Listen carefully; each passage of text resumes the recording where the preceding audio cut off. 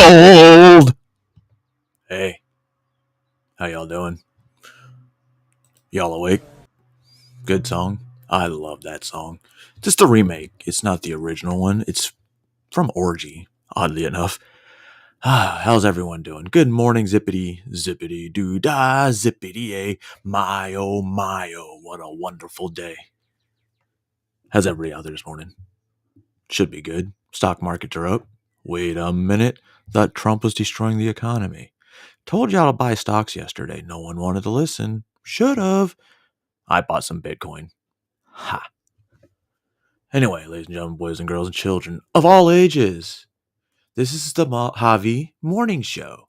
We're going to talk about news and history. By history, we're going to go back to 1987.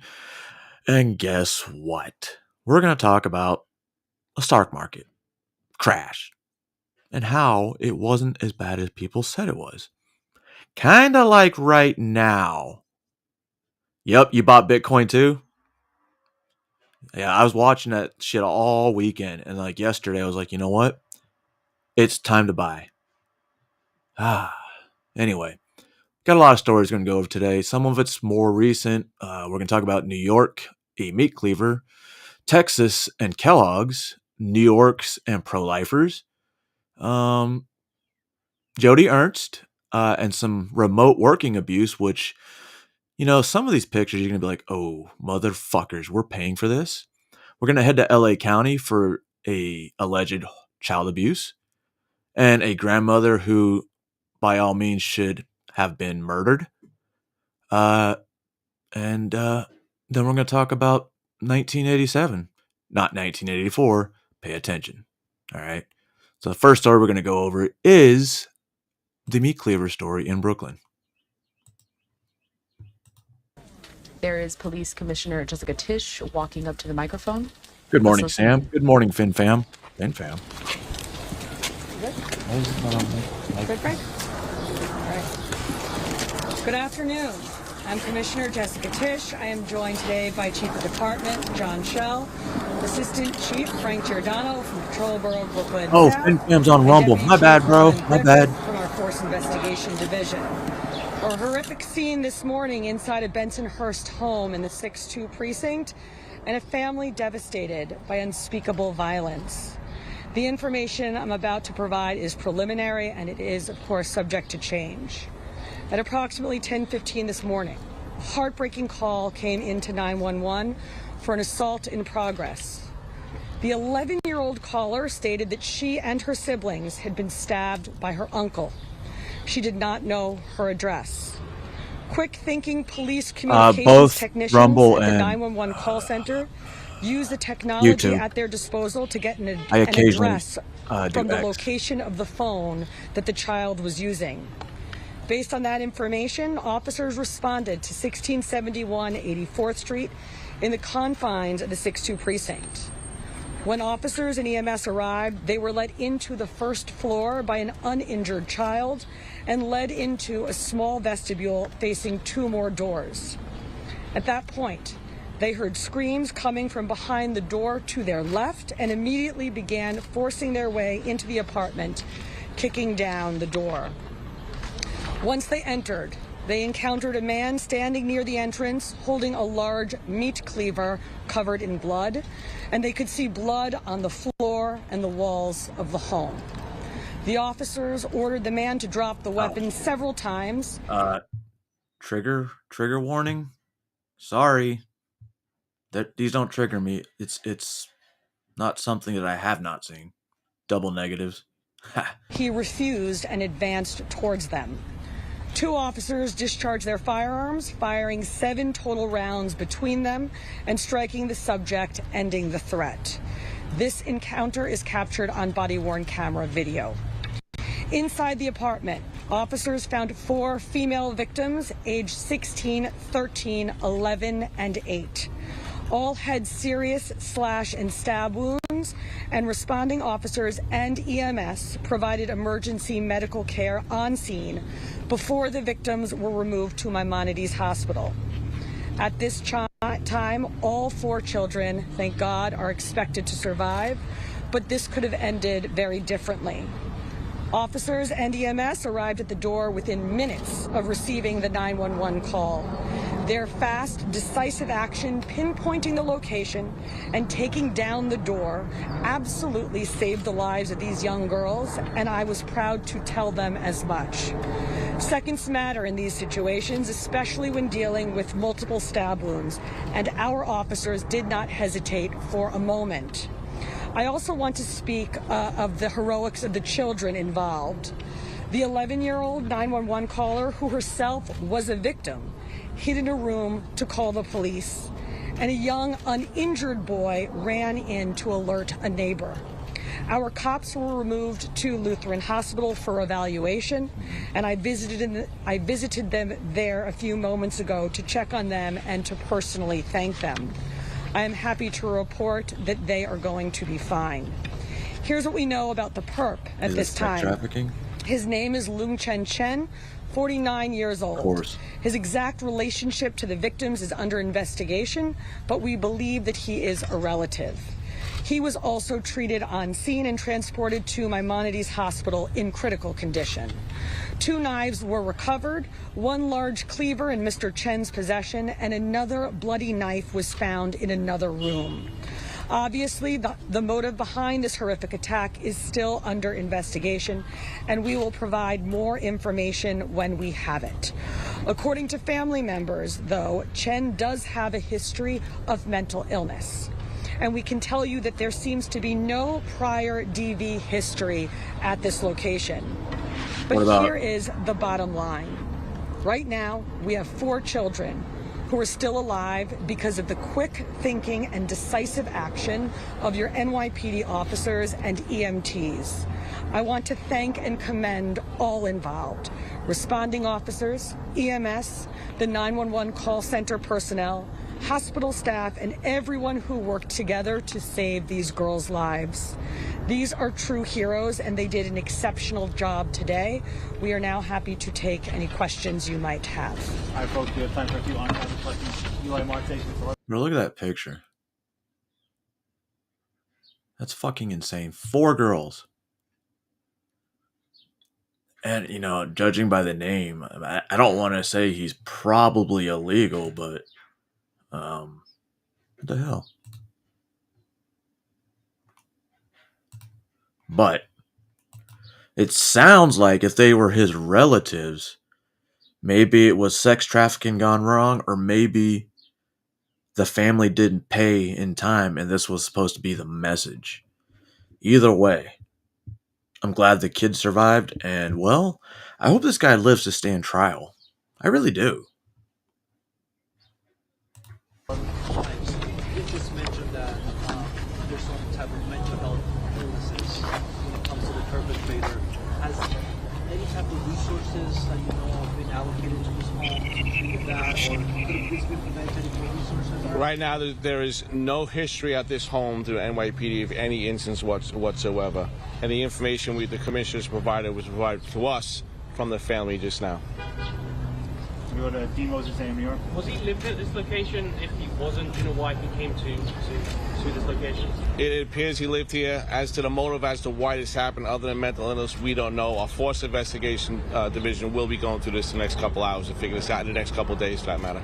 We're going to go to 1010 from Montreal. How many other people were living in the house at the time? Right now, we don't know in totality, but we know there was 5 children in there, 4 hurt, and a young man who so bravely went to the neighbors to alert the neighbors to call us, and also that 11-year-old who went to that room and made that call. Quite heroic on their behalf. So just for clarification, 5 children and the attacker. 5 children, 4 hurt. One's a young man, went to the neighbors, and the attacker. You're correct. Any other questions? Was one of the people, Kevin Sheehan here. was one of the people that was attacked, you said that as far as we know? We're going to work through that as to exactly who was who in that apartment. Any other, I'm going to go to the... We were the parents of the kids?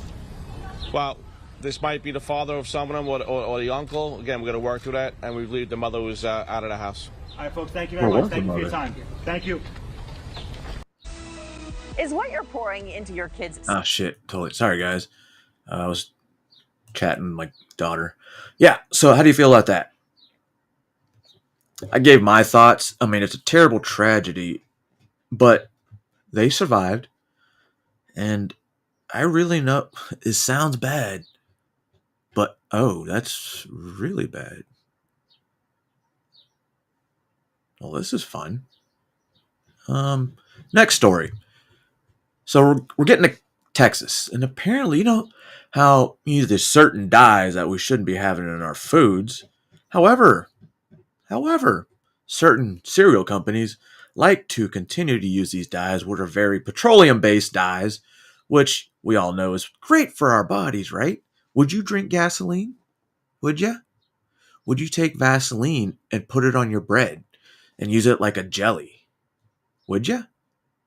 Yeah, I didn't think so. Cereal bowl as healthy as the box claims, or your bowl for that matter. Texas now investigating cereal giant Kellogg's for possibly violating the state's consumer protection laws, saying that many of the cereals it promotes as healthy may actually lead to obesity, cancer, attention difficulties, and other issues No too. shit. Mills is here with what we need to know. So Mills, this case is at the center of Trump's Make America Healthy Again agenda too, isn't it? It is, yeah. We saw a protest about this actually back in October. So Texas Republican Attorney General Ken Paxton, he's taking issue with Kellogg's labeling their products as healthy despite some cereals like Apple Jacks and Frosted Flakes containing. Help me out here. Texas is fucking that attorney general, whatever the fuck, Ken Paxton, a good one? Have a feeling he's not. Petroleum-based artificial food colorings. And Texas is just the latest state to call out Kellogg's when it comes to using artificial food dyes in their products. California banned Kellogg's Fruit Loops from Hey, FinFam, you're on Rumble. You can use profanity, bro.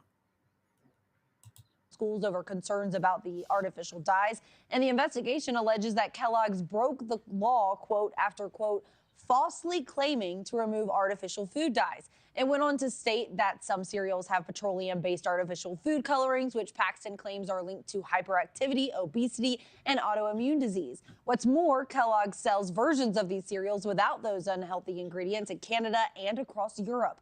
In 2015, Kellogg's reportedly announced that they were working to take artificial flavors and colors out of their cereals by 2018. Yet cereals like Fruit Loops and Apple Jacks still have red 40, yellow 5, blue 1, and yellow 6, all of which are produced from petroleum.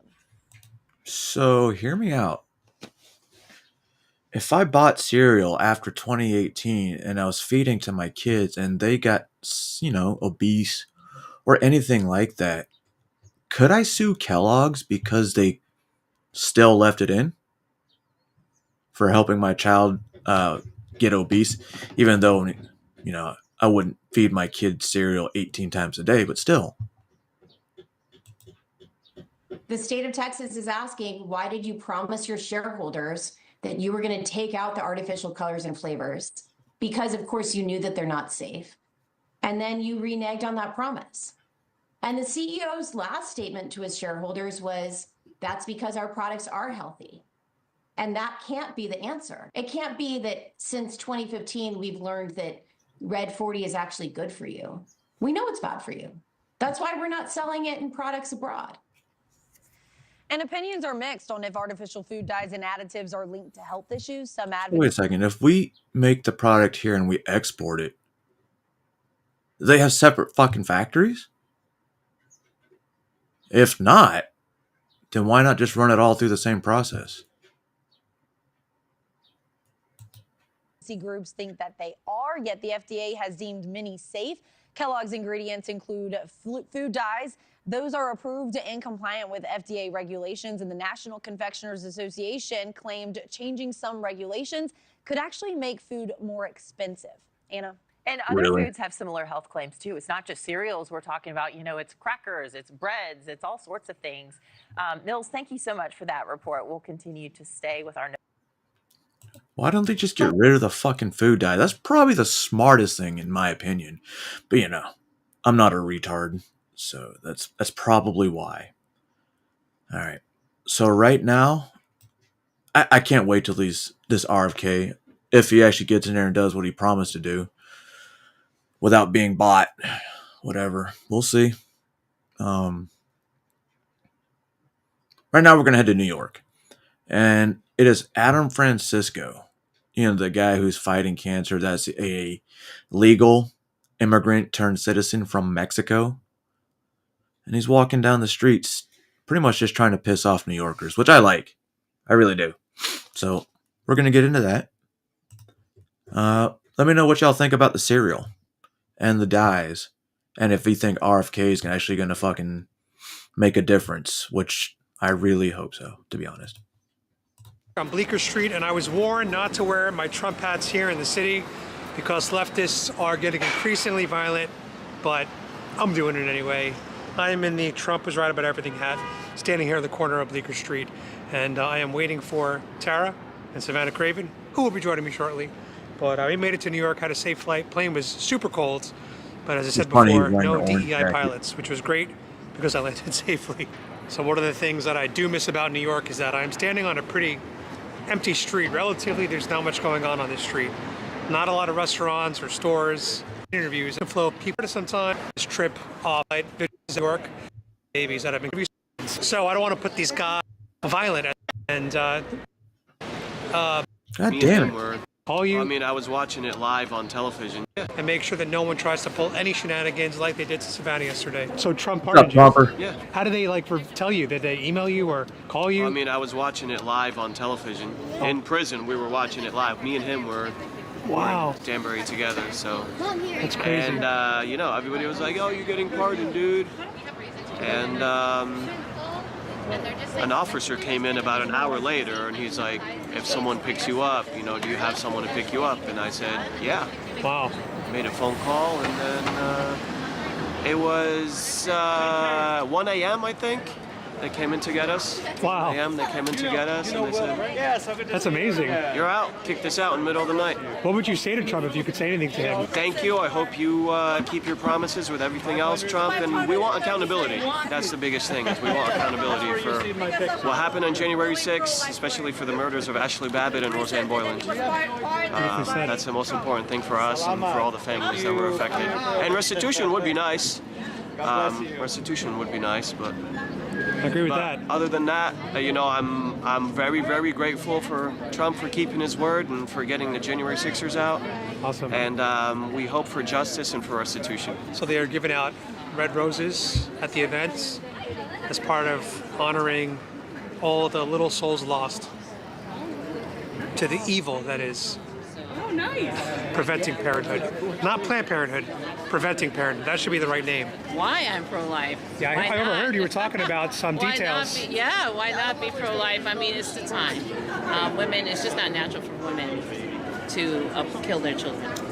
Kill their own flesh and blood. That's not us. So this is a great moment that God has granted us. Mm-hmm. It's a wonderful time that he's actually listening to the few women, the women who've been through abortions, who are saying, no, this is real, this is horrible. Yo, I wanted to go up to a pro-lifer, in all realness, and be like, so you don't believe in abortion, right? And they'd be like, absolutely not.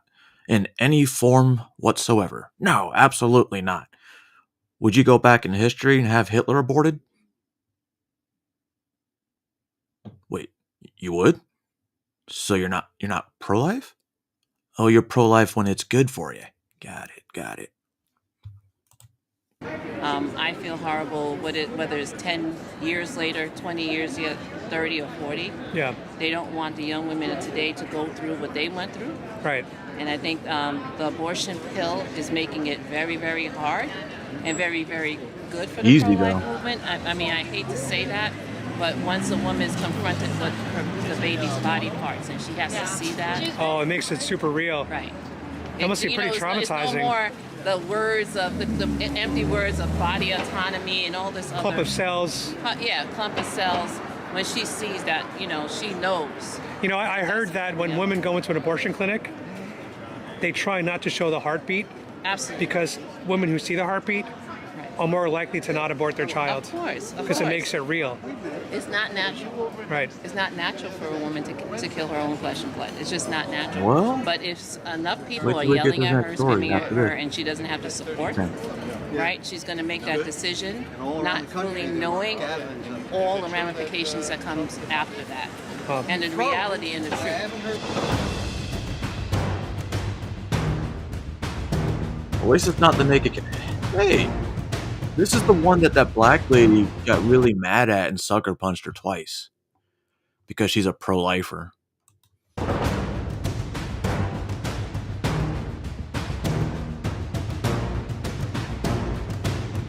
Yeah, you see the pictures, the star? Here she is, still breathing. Damn. What's up, bro? Good camera work. I gotta give you some credit for that. So I have a sign for you. Oh, thank you. Uh-oh. Let's see what you brought me. Homemade. More black babies aborted than born in New York City. Yeah, it's like more than 50% of black babies are aborted in New York. Yeah. That's crazy. What else you got? In one, that's just today. Guys, this is a great turnout out here. I think they would have had a better turnout if it was a naked cowboy. Oh, never mind. A lot of patriots out here today, supporting unborn lives, preborn lives, human lives. I'm fighting with my faith and my sword. You guys agree with the message? Shouldn't kill babies? Hey. People pass by, they look you. Wait, weren't they on the other side of the street? They're against killing babies. Wow, the eye roll. Be closed and it's going to be slated to be sold. But it's also. They're against killing babies. They're against killing babies. Oh, really? Yeah, that's what they're here for. To honor all the lives Planned Parenthood's taken. Nice pants, faggot. Yeah, I just got an abortion done. Congratulations. Whoa. You must be proud of yourself. Yeah, you're proud of it too, I see. Typical liberals, typical.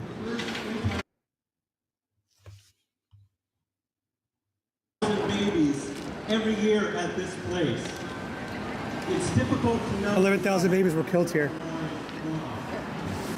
Oh, she didn't like that. 11,000, that's a lot of people. Yeah. 11,000 babies were killed here in this building. Have you checked the stock market? You're crazy, bro. Fuck you too. You're unhinged. Keep it together. Keep it together. Let's act like adults here. This place is wicked. Planned Parenthood, wicked. What kind of wicked? It's wicked. They've killed 11,000 babies Better a year here. In this building, 11,000 babies have been killed per year. Oh. This is like a cemetery inside here. The big three It are should be up called triple Preventing digit. Parenthood, not Planned Parenthood. It should be called Preventing Parenthood. You know? All they do is kill babies here, pull them apart limb by limb.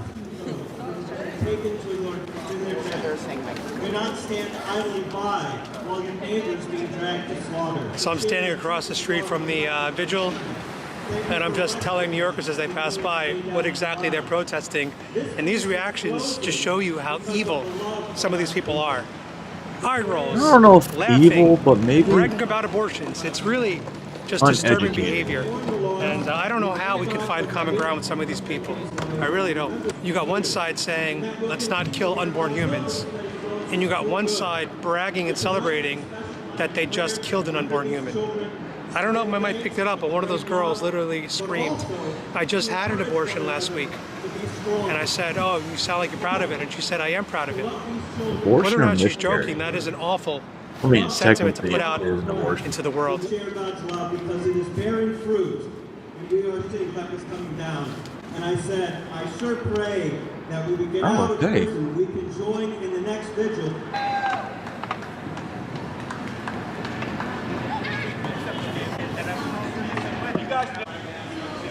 Alright, this is not the fucking Born children in your city who are starving to death and need your help, and why don't you go help them? That's a great. You're a weak Why- man. why don't you soy go help boy. them? Hey, soy boy, come back. Whoa. Hey, you soy boy, beta. Come. Whoa. Sick. Hey, you What's sick up, man. Yeti?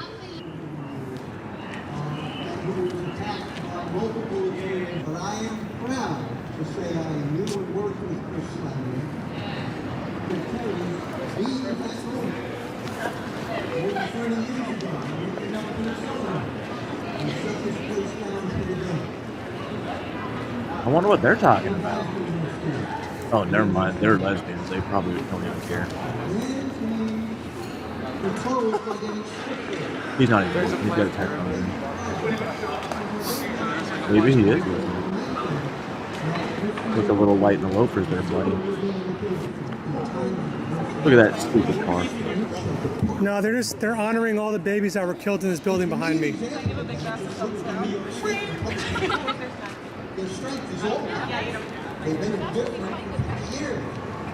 Oh, she's tall. Holy fuck. Hear what she said? I know what guys? you She meant, wants to Yeti. give this I know what you thumbs meant. down. Why? Why would you give it a thumbs down? So we're out here standing, telling people don't kill babies. Yo, go to the right. She said she wants to give it a thumbs down. Do you hear these people? Do they not hear themselves? Ironworks on that. They need to take a step back and look at the situation from That's from the 1800s. an outside perspective and realize what they're booing. It's not Christianity. It's people that are against killing babies, which is just a common sense thing at this point. No. It's not religious at all. All right. Well, you should be walking toward outside. If there's They're a honoring all the babies killed by abortion. That's what the roses symbolize. If you guys want to leave a rose, we have extra. Dude, is that guy carrying? Oh. See the hat. Yeah. Do you want to see You it? like that hat? Let me see. Oh shit! What's up, my man? Why are you? Got two why are you MAGA whispering? hats. You got the dark MAGA. Hey, that's what I have. I know. As America should I be. think I gave it to my kid. I know. I know. 12 women with cancer. This is the lecture to the former president They actually praying? admitted that See, look at the iron. That building. they I do want to. mammograms. They don't. They why would her You get those ironworks. president say they don't do mammograms if they do? So abortion, some people, if they have a baby, could die. Right. If they give birth, they could die. So they should kill their baby? That's a small amount, come on. So people get mammograms, people is having the baby can also people die. get birth Do you want to take away control. someone's life? One at a time. People get birth control. So wait, really quick. What are you, what are you guys, if you really are so pro-life, what are you doing for the 400,000 plus children who are in foster care? Are you fostering children? What about the 400,000 plus who are getting trafficked? Have some respect. No, I'm fully respecting you. I'm respecting your decision. I just your give choice. an opinion. That's okay. And that's okay. Do you want to know why we have to film? We have different. Because you see my eye? I was assaulted by somebody on your side yesterday. Uh-oh. And she almost killed me. Okay. So that's why we're filming. And it's also the First Amendment, which I know you guys don't like that, but... So why are you? No, I don't. So you go help people. You don't in like- foster she said it. This is what we're called to do. God's called us to do this. You gonna do your ministry. God calls you to help you with people who are You don't living. know what God's called. Babies in the womb are alive. You don't know. Science? They're alive. That's a human being. In the first couple trimesters, those babies could First not couple. survive. There's only 3. Okay, then you take a baby who's 2 weeks after the sperm going into the uterus. This is what we're called to get out.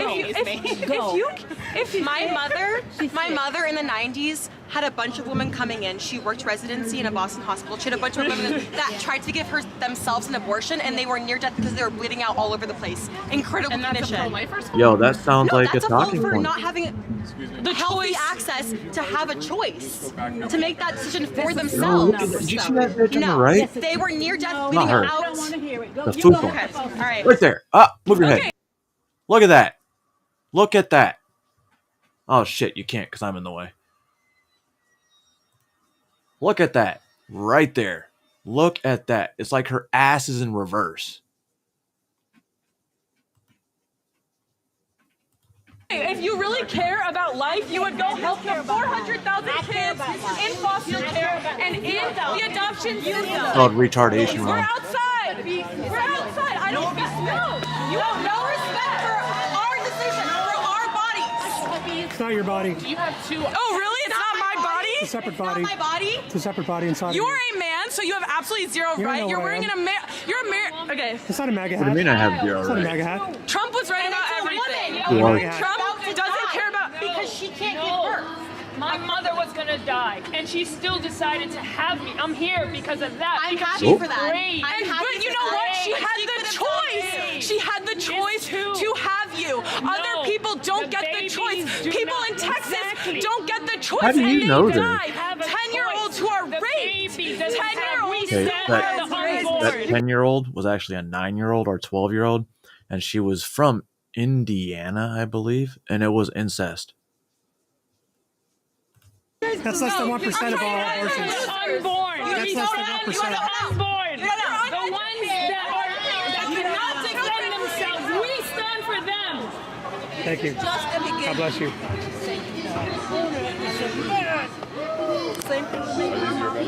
Yeah, my bags. Those look like Gen Xers I just too. got off the airplane.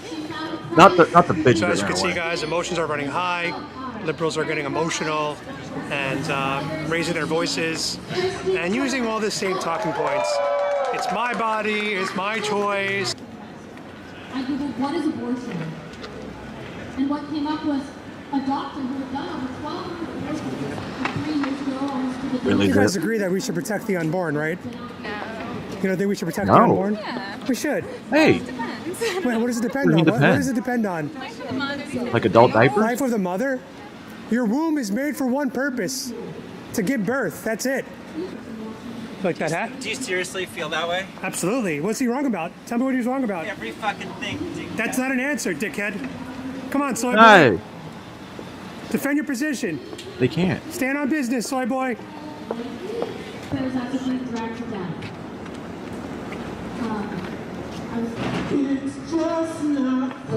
It's a great sign. Thank you. I made it. So proud of yourself. What are you doing over here? You know, I'm just trying to Wait, get you've the already reactions talked from to these Democrats. And they don't say anything when they're there, but they'll say shit when they're here. Yeah. Like they'll turn around and cowards. boo. And I just put it back in their faces because they're not used to that, I guess, out here. So I keep telling them, come on back, say it to my face. They won't.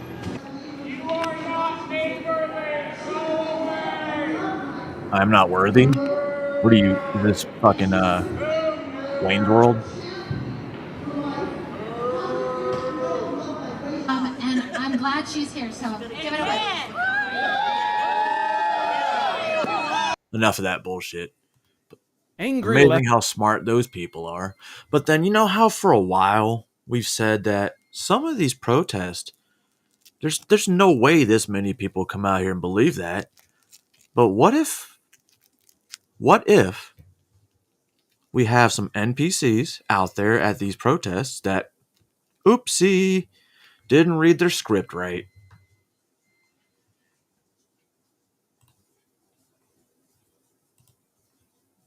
Leftists spent the weekend working out their Trump and Musk derangement syndrome in public in a collective therapeutic protest. Oh look, mask wearers, outside, in 2025.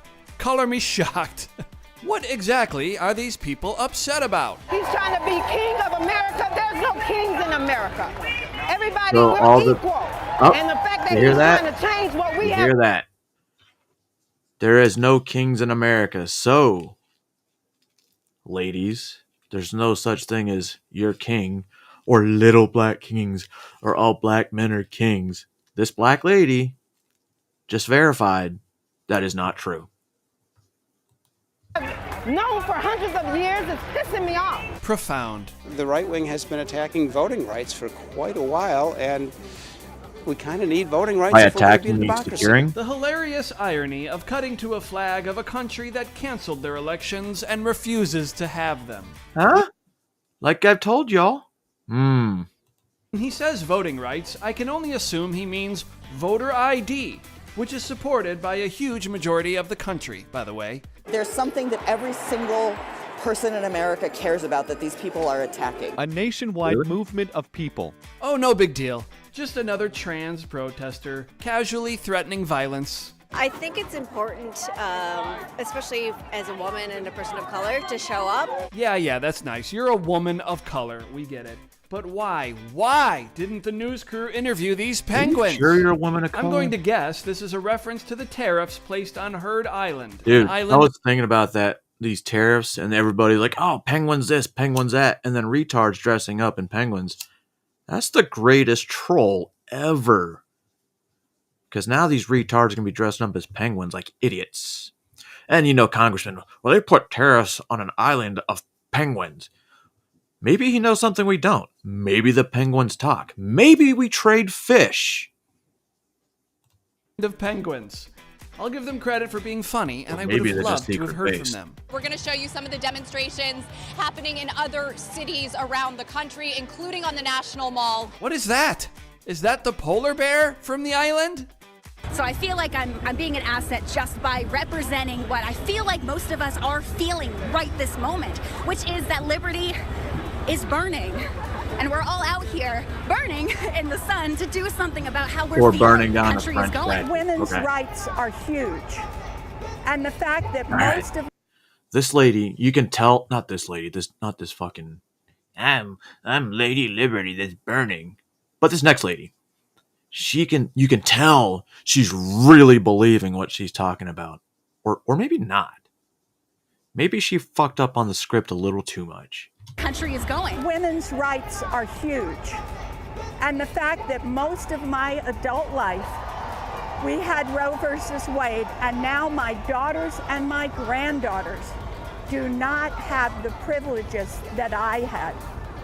Imagine being Like lip what? quivering upset that you might not get to see your grandkids or great grandkids get aborted. I believe Donald Trump is trying to tear our country down. Oh, yeah? The only thing that makes sense is he is working on the behalf of Putin. Actually, Putin. Israel. There it is, just when I was starting to think people were finally letting that one go.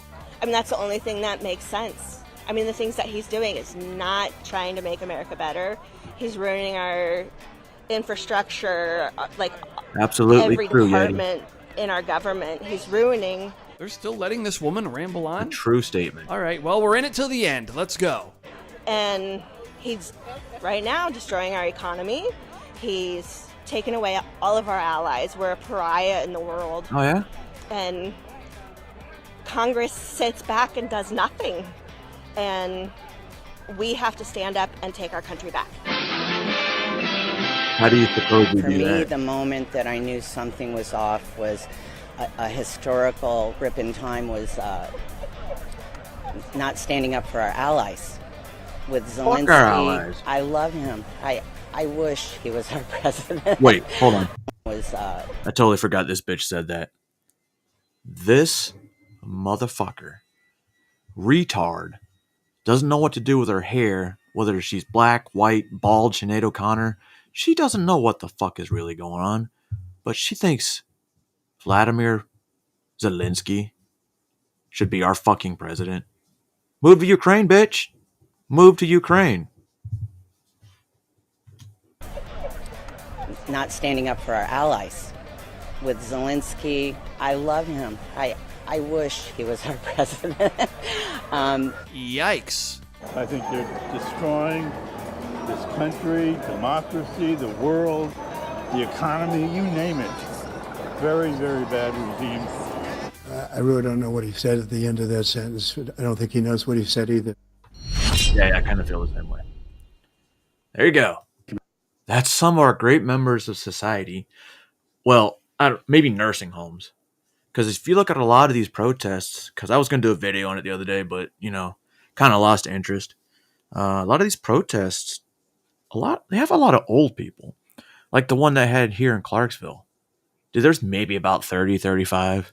And they were all old or like, what's the word? Soy boy looking motherfuckers. Simps. Yeah. Surprised they didn't have fucking dog collars and dog masks. Or you have these college-age kids who don't know why they're there. They have a script and they accidentally give it up. Yeah, I have to find that video again. It's pretty insane. They're literally handed stuff and saying, "Here, go have a fun day," like we've all been saying. Now, all these people are protesting against Elon and Doge. And, well, I guess Trump as well, because, Trump's a Nazi. Anybody you don't like is a Nazi, so, yeah. One thing Doge has been finding is corruption amongst employees and them abusing the system. And then all of a sudden they're being held accountable and they're crying about it. Mr. Chairman. Senator Ernst. Yes, thank you, Mr. Chair, and thanks to our nominees for being here today.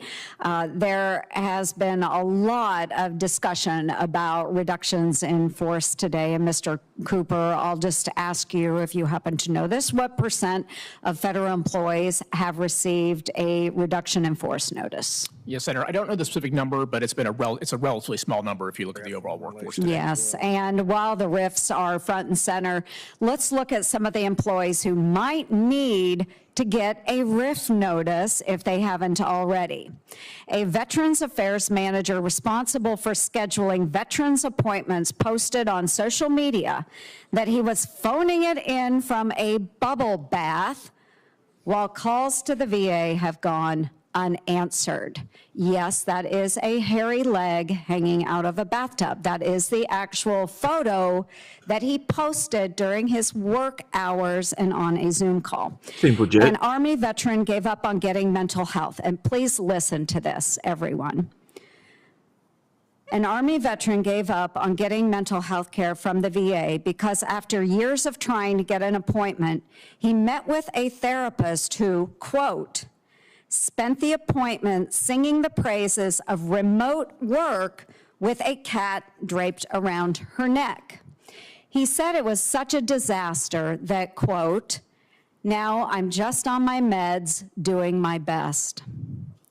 A HUD employee was arrested for drunk driving at 3:30 in the afternoon on a Friday and may have been paid for time spent sitting in jail. Oh, that's cool. HUD had no idea until I told them. For more than 3 years, a Social Security employee was running a home inspection business. Meanwhile, his mother was responding to his emails. Holy shit. It should have been a hole-in-one, but it took the IRS nearly a decade to fire an IRS employee who was golfing on the taxpayer's dime. The E in DOGE doesn't stand for elimination, it stands for efficiency. The American people are best served by an efficient workforce full of good employees, and there are many. Emphasis on good. Yes, I know it's not emphasis, it's emphasis. But the wrong syllable. I have been heartened by the number of federal employees who have approached me blowing the whistle on bureaucrats who are failing to live up to the standards we expect.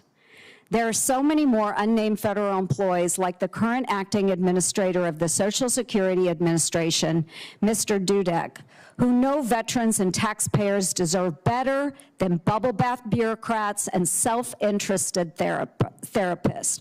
Mr. Dudek demonstrated his commitment to stop. Oh, no lie. That's probably why I went through a few therapists to the VA. Because I felt like this might have been what they were fucking doing. Disinterested, blah, blah, blah, blah. All right. Yeah, and how do you feel? Well, I really don't feel like talking today. Well, tell me why you don't feel like talking. I just don't feel like talking. 30 minutes later, nothing accomplished. Let's schedule your appointment for 3 months out. All right, sounds good. Stopping fraud and improper payments and was rewarded with a big promotion. So Mr. Cooper and Mr. Euland, how can agencies be empowered to not only dismiss bad employees quickly, but also provide positive incentives for good employees like fast-tracked promotions and other rewards? And I'll start with you, Mr. Cooper. Great. Thank you, Senator. We talked about this a little bit in your office, so I'm happy to return to it. Yes, look, one of the things that we would like to do if I have the opportunity to lead OPM is completely relook at the entire talent management process. One of the most critical ones, as you mentioned, is the overall performance review and promotion process. And so it's very clear from my perspective that we want a high-performing, high-accountability organization.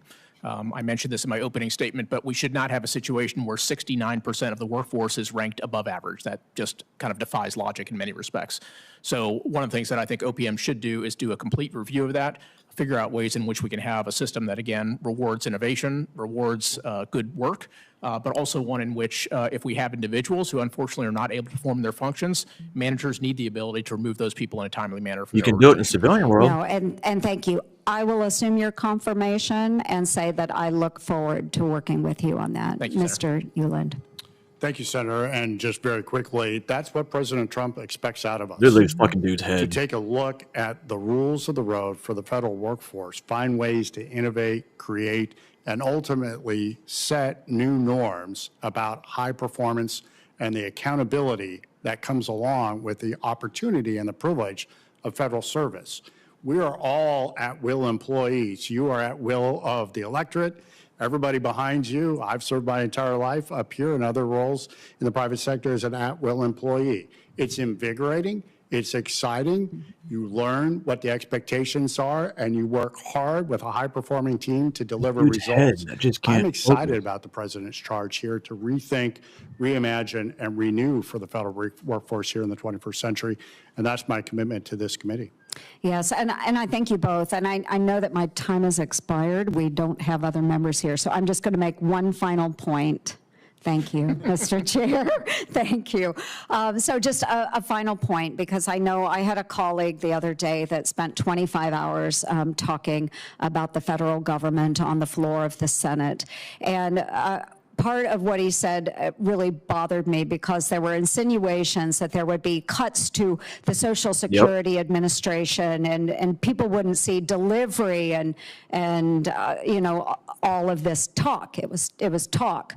But what I wanted to do was stand up on the floor and say, and I know from personal experience, again, because I had to take issue with this, the Social Security Administrative Office in Northwest Iowa had been closed, and the workers were doing remote work for 4 years. Oh, shit. COVID? I think not, folks. We're beyond that. 4 years, constituents came to me complaining because they couldn't get their calls returned, they couldn't get emails returned, and they couldn't go to the office and see anyone. These are people seeking disability services. Yeah, it could totally be an These are in-person elderly. experience, not These are on the people phone. that have lost their spouses and need assistance with Social Security, and they couldn't get their phone calls returned, emails returned, and they couldn't see someone in person. I had to call the Social Security Administrator into my office to answer why these people are not at work and assisting our citizens. What do you say? So don't tell me What do you that say? everything has been rolling just so smoothly under this last administration. We need people that care about our constituents. They need to show up to work and do their work. We should reward good employees and get rid of those that truly don't want to work for Americans and only are working for themselves. So I do expect that from both of you, and I know that we will get that from both of you. Thank you, Mr. Chair. We all know the VA has a shit ton of people that are just useless. Well, especially us people that, you know, use the VA or have to deal with the VA for their fathers. And they also realize how the VA is about useless. So why keep the same fucking people in position that are useless? You can't fix a problem if you keep the problem there, right? If you get rid of the problem, things should start working if you put the right parts in. You just got to find the right parts.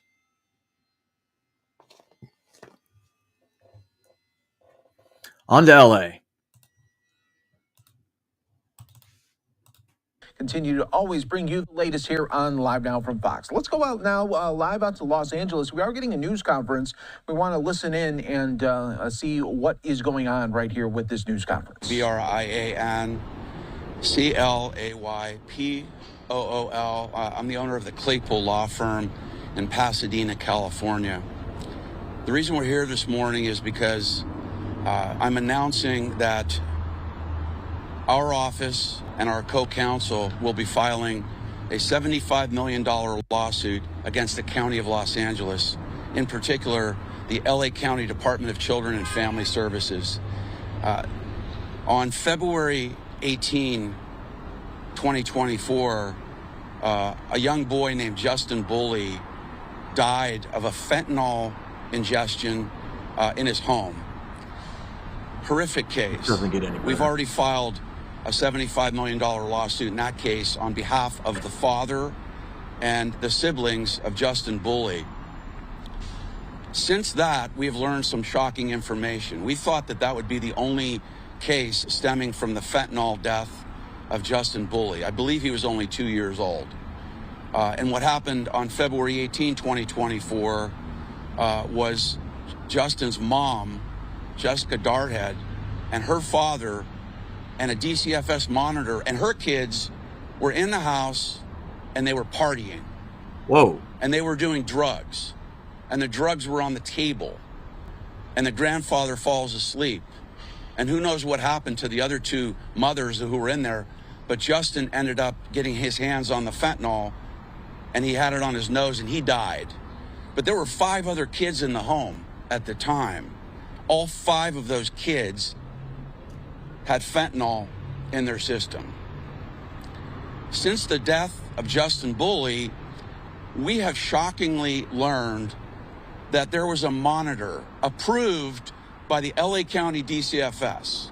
She was supposed to monitor and supervise the mother of Justin Bully.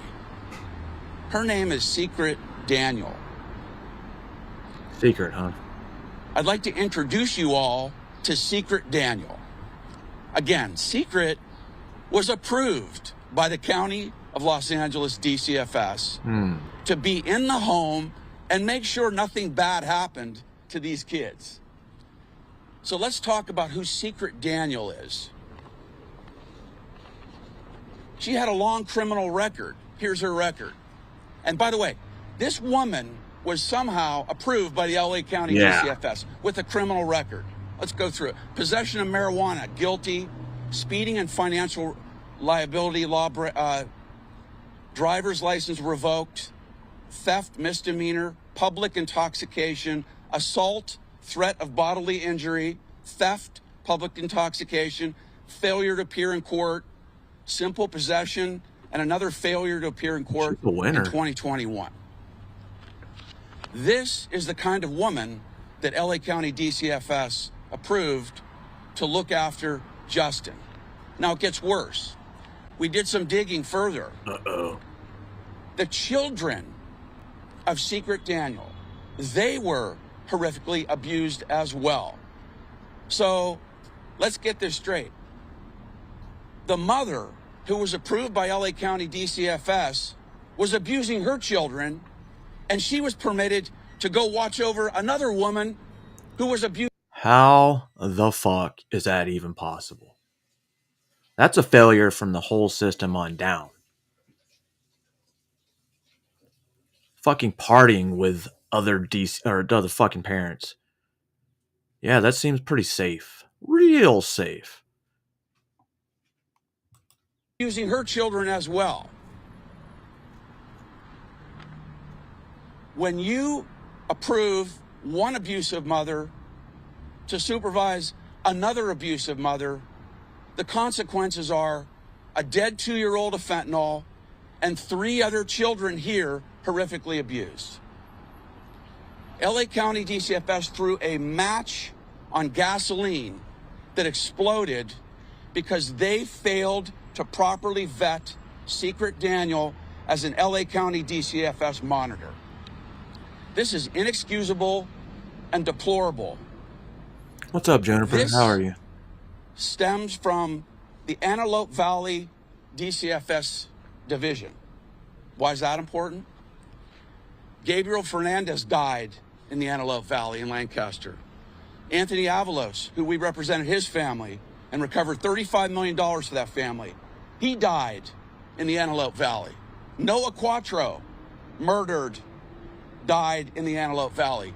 Cameron Flores, a little boy, 4-year-old boy, in 2024, he died of a fentanyl ingestion in the Antelope Valley in the Lancaster area, in the Palmdale area. And this case now, this $75 million lawsuit on behalf of these 3 kids who had their childhood taken away from them, also stems from the Antelope Valley Division of LA County DCFS. Don't let LA County DCFS fool you. They have made no changes in their policies of any substance to protect children in the Antelope Valley Division in Palmdale and Lancaster. What's up, Sam? Let me tell you a little bit more about Secret Daniel. Let's get back to Secret Daniel. For years, she abused her 3 girls. And there was an open LA County CPS file on Secret Daniel at the time that Justin Bully died.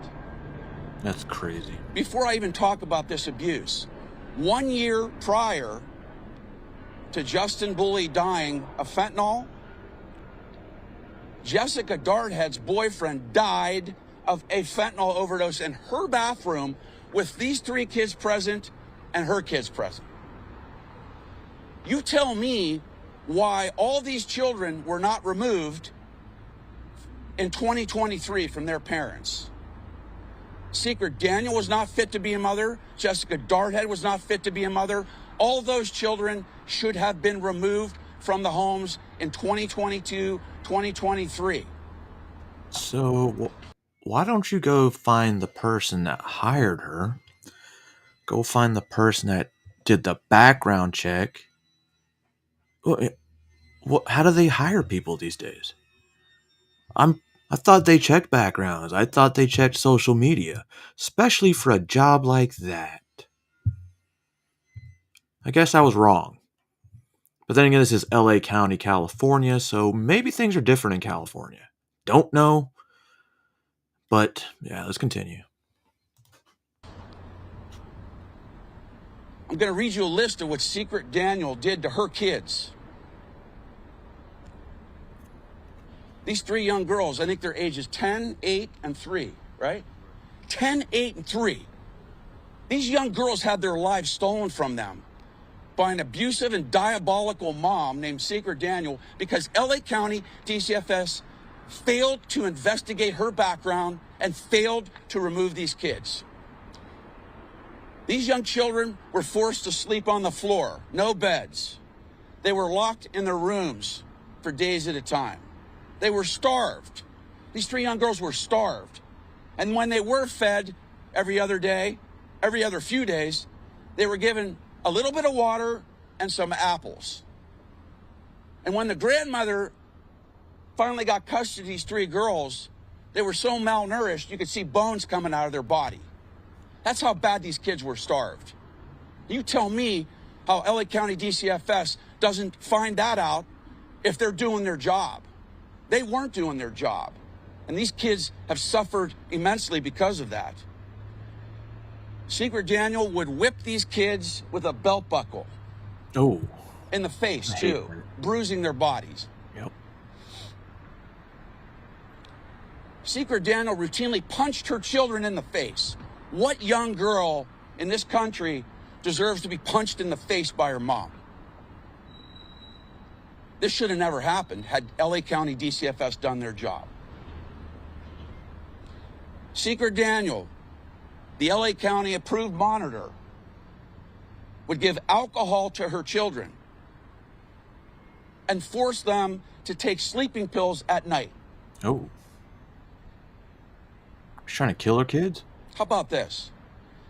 None of these kids were ever enrolled, none of these children were ever enrolled in school. Wait. How does LA County DCFS miss that? Yeah. The Wauchula grandmother who left her 7.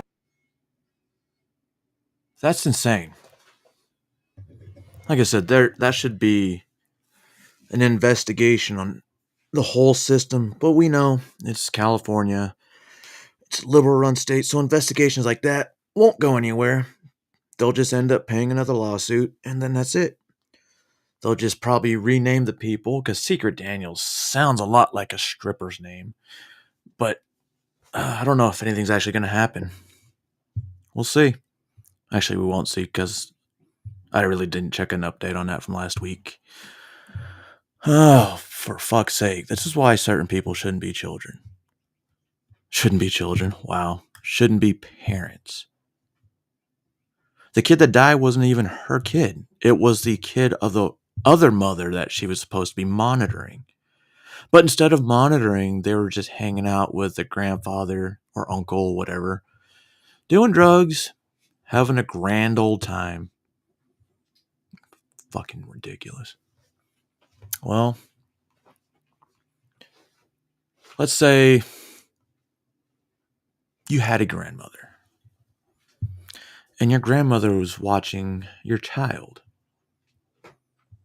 And then that child ended up getting out of the house because your grandmother was passed out and ended up drowning in your swimming pool. How many of you, by a show of hands, would let your grandmother watch your child after that? No? Well, unfortunately, not everybody thinks like us. 7-month-old granddaughter in a hot car to die was sentenced to 5 years in prison. This is a story so wild and so dark, I could not believe it was true. Grandma here left her grandchild in a hot car and the baby died. But 1 year earlier, their son, 16-month-old Ezra, had wandered out of his grandparents' Wauchula home and drowned in a pond. His grandmother, Tracy Nick, says she had fallen asleep and he got it out of the house. This grandma has 2 deaths on her hands. How is this possible? Let's listen to some of what went down during sentencing because this is crazy. I love you, and I have always loved you with all my heart. And I tell you that because I can't imagine how I would have acted and reacted had you been taken from me. I cannot imagine that. A psychologist testified, saying he believed medication, including Ambien and a muscle relaxer, caused Nix to have issues in remembering things. This is perhaps where the medication does come in. Bro, I used to be on Ambien. And I was fully functional. She was there. She was quiet. And there was nothing there to remind me that she was in the car. The day that I agreed to invite my mom into my daughter's life, I was afraid. I was terrified. But I wanted restoration with you. I wanted that. I wanted our family. I wanted to save something, Mom. I did. I wanted to save something. I'm still your daughter. And nothing is changing any of this. I still love you. I hate this. I hate that. No, maybe I'm different. I cut my family off with a quickness, and you know what? I don't regret a fucking single second of it. Do I love them? Absolutely not. They're my parents. That's it. She's my sister. That's it. Do I contact them? No. Are they dead? Don't know. Don't care.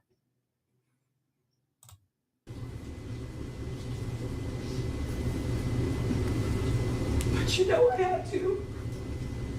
And it doesn't change my heart. But I had to seek justice for my daughter and my son because I had already been forced to choose as it relates to the sentencing. I hate it so much, but as her daughter, I don't want any of this. And as their mother, I beg you to honor my children's deaths. There's no medical records nor testimony presented to this court that she suffers from Alzheimer's, dementia, or senility November 1 of 2022. Judge Brandon Ray Fool says there were clear signs a baby was in the car. Uriel Shock's tragedy is not an isolated incident. This is the second. The court watched and heard her interview. I do not believe she's showing remorse. I believe she's showing sorrow. Here's the front seat of the vehicle, 40, where there's wipes and things in a car. And when people go places with kids, they leave objects, the thread on the steering wheel, things in the front seat to remind them where they had a child. And I'm not talking about a child that... Hey, I don't know. Maybe it's just me. I never ever not waited or checked the backseat of my car. That one thing I do when it comes to, even the kids in my car, I do not lock the doors until I know that everyone's out. I mean, I'll stand there with my hand on the door for everyone to close theirs, and then I'm locking it.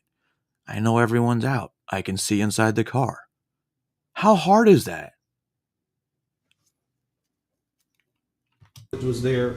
You had an hour-long, 2-hour-long drive. I'm talking a 7 to 9 minute drive. Here's the exhibit 29. It's the back seat of the car. There's evidence everywhere. Then we see the picture of when Nay and them got there. That's evidence 23. I then have a half-empty thing, a bottle, evidence 35. I heard and saw the body cam footage along with the interrogation room video of Tracy Nix immediately discovering what happened after she has a grandchild passed away. She was distraught. I don't believe there's a lot of remorse in that about her grandchild's suffering and death. Rather, I see her more concerned with her community image and the death of the child. I want to leave. I want to go away. I want to do this. I want to do this. I want to do this. Judge Ray Fool sentenced Nix to the maximum he could, 5 years. The court hereby sentences Tracy Nix to Florida State Prison for a term of 5 years of Florida, or 60 months with credit for all time served. We're going to spend the rest of our lives. My son is going to grow up his whole life without his brother and without his sister. 5 years to me, is it justice? No, not really. It was what we could have gotten. Crazy situation, right? Told you, I find some of the craziest shit. And I really hate when it involves children. I really do. They're supposed to be a protected class. You don't protect our race, you need to protect children, our future. Because if there is no children, there is no future. Especially if you want to make them transition and then they can't have kids again. Which in a way that would basically leave a bunch of alphas running around. Maybe not, because there's a lot of betas these days. Fairborn Police Department. Fairborn Police Department. Older male answer the phone. Oh. That he has no idea who Ariella is, and no one used his phone. However, the phone number that came up on the 911. Oh, God. Does anyone live here? On January 1st, 2024, officers responded to a call about a 3-year-old girl found in critical condition in a disgusting, bug-infested apartment in Fairborn, Ohio. The toddler, weighing just 16 pounds, was discovered malnourished and clinging to life after a 911 call from her mother, who initially provided a false name, prompting an investigation by the Fairborn Police Department that revealed extreme neglect and abuse in the home. Obviously very... So how did you come to find yourself over here? She called me and was freaking out, telling me that my daughter was malnourished and that she was sorry and she had to go. Where would she go? I have no idea. I know her mom lives in Yellow Springs, in the... 16 pounds, yep. The, apartments over there by the horse track. Is my daughter okay? Well, she's en route to Children's Hospital right now. Do you have an ID on your partner? I do. What is your daughter's name? Okay. Check it out. Like, where would she be going? I have no idea. She has no family around here? Or? So, like I said, her mom lives in Yellow Springs. And I don't know where her sister lives anymore. I know that she's been talking to a lot of people online. Can I get a picture of this eventually? Okay, I'll just give it back to you for now. So. You got a number? I can send it to you. Yeah. That's what I would have said. Just a screenshot? Yeah. Okay. Just came with a picture. I use my work phone. Yeah. She's been talking to a lot of guys online. She's been ready? Yeah.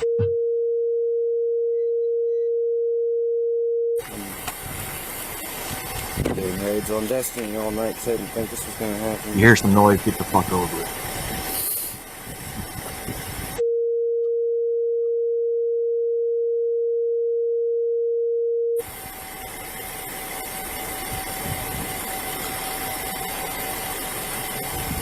When's the last time you saw your daughter? It's been a while. She, What do you mean, while? had kept telling me that she didn't want me around her because she had issues with being raped when she was a child, and that because of that she was uncomfortable with us being in the same room, gave me reasons to why she was asleep every time I came over, and I haven't seen her in at least 2 or 3 weeks. Wait, what? Okay. And when you saw her, 2 or 3 weeks ago, she was in good health, or she wasn't? Why okay. is he? And so does she have drug problems, or what's going on? She smokes pot, but I don't think that's the cause of it.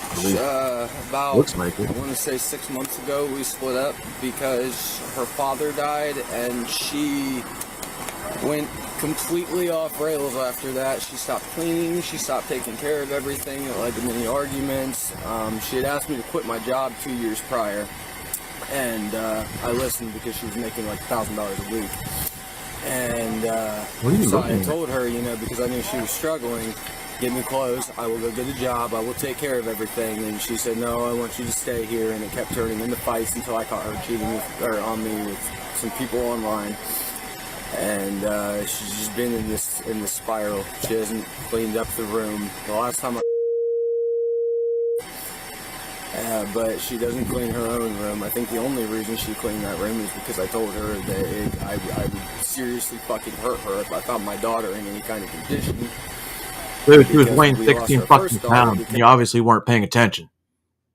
She had neglect issues, and that was the reason we were allowed to keep this one. And You lost your first daughter, like they had to put her up for adoption, or? Yeah, okay. CPS took her because I had taken her to my uncle's, and an old friend of mine that I looked at like a brother had his gun on him, and he was ex-military, so I had assumed, you know, everything was fine. I didn't know he had it on him at the time, and he pulled it out to clean it, and I wasn't paying attention, and he shot himself in the knee. Okay. I guess there was a bullet wedged in where he was trying to dislodge, and the hammer cocked forward and snapped a bullet in his knee. And because of that, he was military and shot himself in the leg.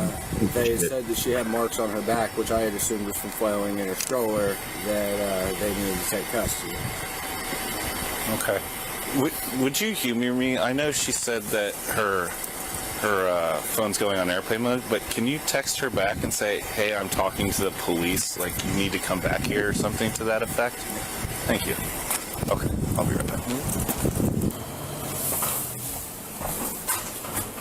How the fuck is she supposed to get a text message on the airplane mode? Well, she's in Wi-Fi, which you can track.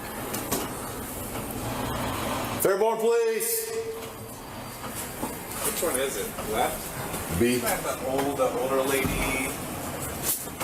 They always come out here and check. Nobody's answering. All right, let's go. Dude, I wouldn't live in that period. That building, period. Fairborn Police Department.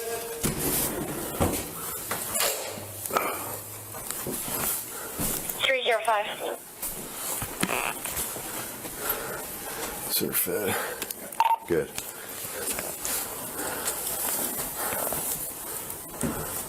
When my partner called the number back, an older male answered the phone.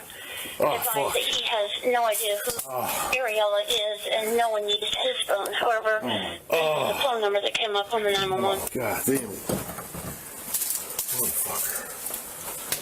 Fairborn Police. It looks large, so I couldn't tell you what it was. I'll go. When she called, according to the Might be the child. Yep. Oh, holy shit, she's breathing. She's still breathing. Let's go, let's go. Then get down, grab her, bro. She's still breathing. Breathe for her. Light.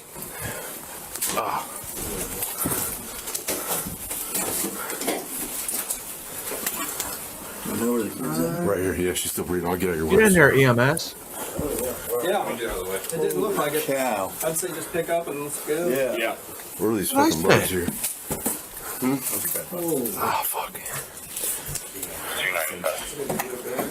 295. Oh my god.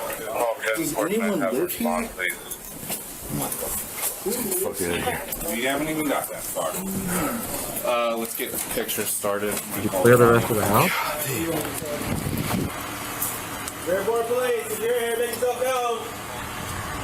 And now they are.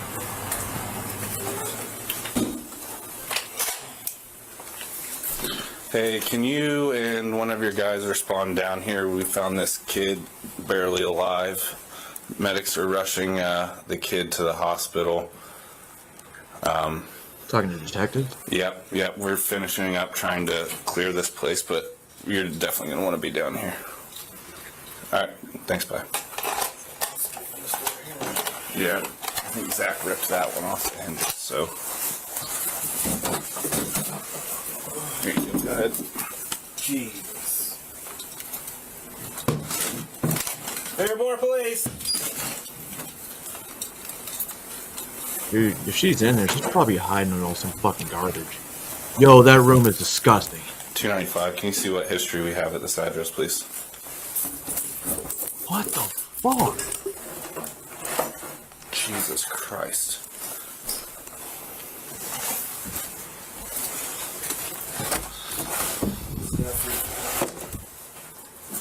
Fucking poor kid.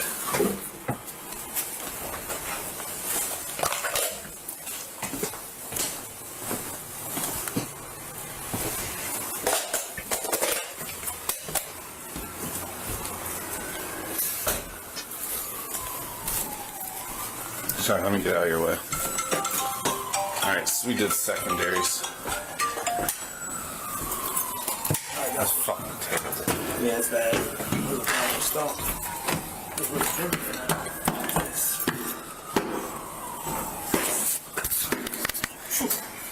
See, this is why I didn't continue EMS when I got out of the military, because those situations like that, I would end up getting really, really angry afterwards. So the person who called, not here, and then they called it back. It was a guy. Did you guys hear that part of it? Yeah. Once I saw the kid, I fucking tuned out. So the lady who called obviously isn't here. They called the number back, and a guy answered and said he has no idea who. 305. Good. Well, who had your phone? We have the Arabia Yasmin listed as of September 8th of last year. Knock on some doors and see if. Yeah, let's do that. Susan Wynn. Ronnie Day Jr. And I don't know.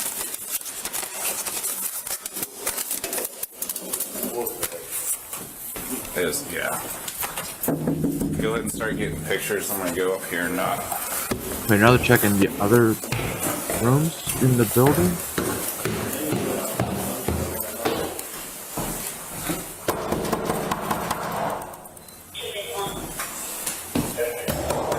Dude, that apartment had to fucking smell. Was this apartment 8? I'm going out to the office sergeant, see if they got anything. Thank you. Let me go get my big light for you. Are they water? Of course, I forgot it. It's still charging. All right. I got one, I think maybe in my bag.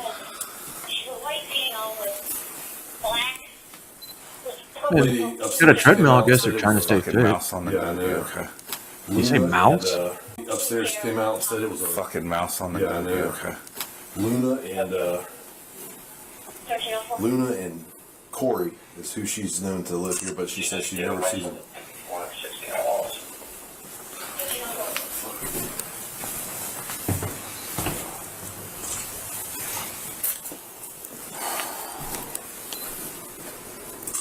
You straight ripped that door off. I was just trying to. Yeah, no, I don't know. I was like, holy Toledo. That shit's disturbing, man. I don't blame you.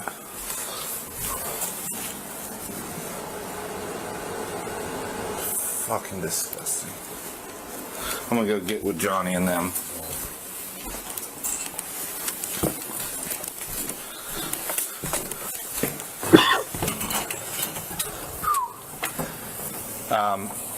So obviously you heard the call. We show up here. The door's kind of ajar. I'm like, oh, they said there's a kid in there. Nobody's answering. Let's go in. We go in, find the kid, maybe 2, 3, emaciated, covered in bites. We thought What kind of bite? she or he 'Cause there was a mouse. was dead on the floor, but was barely breathing. Medic scooped her up, ran to the hospital. Okay. This is what we have. Who lives here? That's what we're working on. Sofer's going down to the apartment complex right now. They said Radia or something like that. Like a pretty foreign. Yeah. This is her apartment. Supposedly, that's what we're trying to determine. That's the call. Again, yes. But it sounds like a male came back on the line the second time or something like that. Ronnie Day Jr., nothing with Radia in there. So that's what they're trying to determine is who belongs here and who called us. But we got pictures, and obviously I called out code enforcement. So, but yeah, if you guys want to, I don't know if you want to look No through cameras? I might have booties if you want them. I guess so. And it was the back bedroom there with the pink show. The one with the door ripped off. That's You were live. When you yes. Yeah. So I'm gonna grab some booties before I walk in there. You're not even gonna look inside the house? You got the nice shoes. Yeah. I don't know if you heard so basically we showed up here because somebody said they found a 2 or 3-year-old breathing hard to breathe. So we go up, doors open, nobody's answering. We go in, found probably 3-year-old in the back, completely emaciated, covered in bug bites. We thought she was dead, but she was barely breathing. So medics came in, scooped her up, but cat shit, every shit known to man in there, bugs everywhere. Did you do the initial search? Zink and I did. So this will be one of those ones that we're just going to take his body cam? Yeah, absolutely. Yeah, we were both live. I mean, you guys would be investigating. You want homicide? We don't know, so I don't want to go. Okay, that's what it was getting. Absolutely. Absolutely. I mean, obviously, when I've been to a fill out the placard and have it on the door. We'll go up and contact the office. Dude, you already went in the fucking room. How you want to put the booties on? And then just let us know if you need us to board this shut. Like if you don't want anybody in here, or once your investigation's done, if you want us to have them start reviewing that process. Gotcha. But nothing's Okay. on any of that. At around 10 a.m., my ex-fiance called me to tell me my child in her care was bleeding and unconscious. Along with saying she was leaving and she was sorry. I left from my uncle's house to rush over after telling her to calm down, only to receive a message saying she was putting her phone in airplane mode and running off, and that she was sorry, and to get my things from the apartment. I arrived at the police outside her door, only to find that she was gone and my child was taken to the hospital. Gotcha. I appreciate that, man. Well, right now we're trying to figure out I wonder if he was the male a voice. whole bunch of details. You mind if I sit? My back is killing me. What do you want? Your back is killing you? Yeah?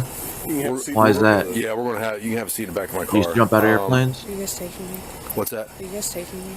Yeah, we are. Okay. So. Oh, it's her.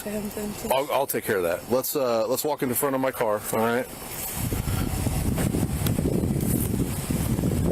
Okay, just right here is good. If you want to face my car, you don't have. Just put your hands out to your sides. Nothing on your pockets at all. No pockets. You have just underwear underneath your sweats. Not underwear. Just your sweats. Okay. Perfect. 322. All right. Go ahead and put your palms together behind your back. 322. Tell me how to say your name. Rabia. Okay, Rabia. My name is Ryan Whitaker. I'm a detective, and I am the detective that's going to be handling this case. I'm sorry. I can't. It's going to be a little bit. So right now, you're going to be taken to the Fairborn Police Department. I don't think she understands what's going on. Administrative things that we have to do there. Take a picture and some fingerprints. But I'm going to be down to talk to you soon. Okay. All right. We'll work through it. So I can't give you an answer like that only because I don't know. But okay, all right, very good. Again, I will be down to talk to you in just a little while. Hey, Angela, how are you doing? Okay. These aren't too tight, are they? Okay, let's go around to the passenger side here. Just have a seat. What's this fellow's name back here? Travis, can you please tell him that that stuff right there needs to go to my kid's dad? Okay. Are you fucking The one that was kidding me? over here earlier. Just hang out right there, man. I'll be right with you. Yeah. Yep. Hey, just give me a second. All right. Is there any way you could cuff me in the front? I have spinal problems and this really hurts. I don't give a shit. Yeah. Yeah, I can do that. No. Just can you turn? God Can you turn? damn it. You don't have fucking spinal problems. Let's see here.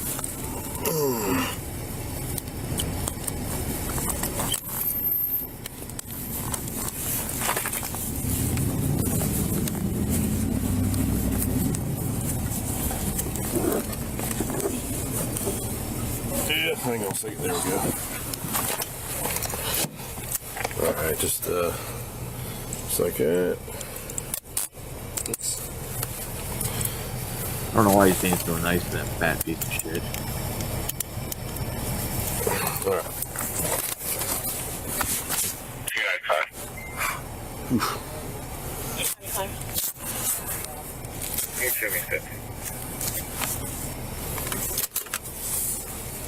Uh-oh. We'll try to, You crying? Yeah. Yeah, bullshit. The 26-year-old mother was charged with felony assault, endangering children, and child abuse. She was sentenced to 9 years in prison on July 23, 2024, following her guilty plea, with no bond mentioned as she began serving her sentence immediately. Want to watch more videos like this one? Yeah. Good. Good. And should I watch this one? Nah. So, we're gonna watch a little documentary about a certain, day in history called, Black Monday. It's kind of familiar. You'll see why it seems kind of familiar. And then I believe it also happened on a Black Tuesday in 1922. Could be wrong. Sounds like history is actually